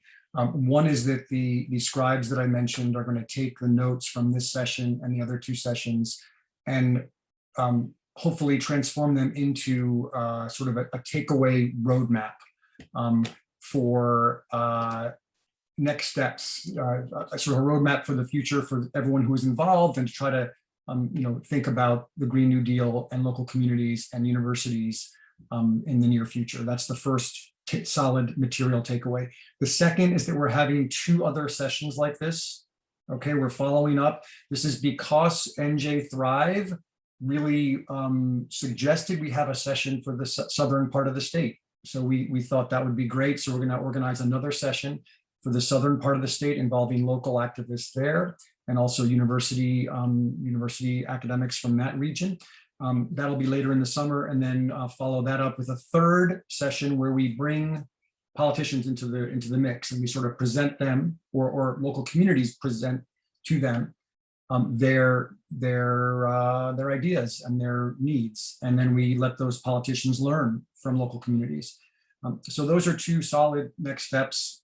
We will build more and we'll continue to do more. But as I said, if you feel we're not doing that fast enough or enough, let us know and keep us involved, because we get sidetracked with grading and administrative work and all that. So we got to hold our feet to the fire. Okay. Thank you so much. This has been a really amazing event, a really amazing conversation. I want to thank everyone for participating. That's how it all came off. So thank you so much. We'll be in touch. Please be in touch with us. And we really appreciate your time.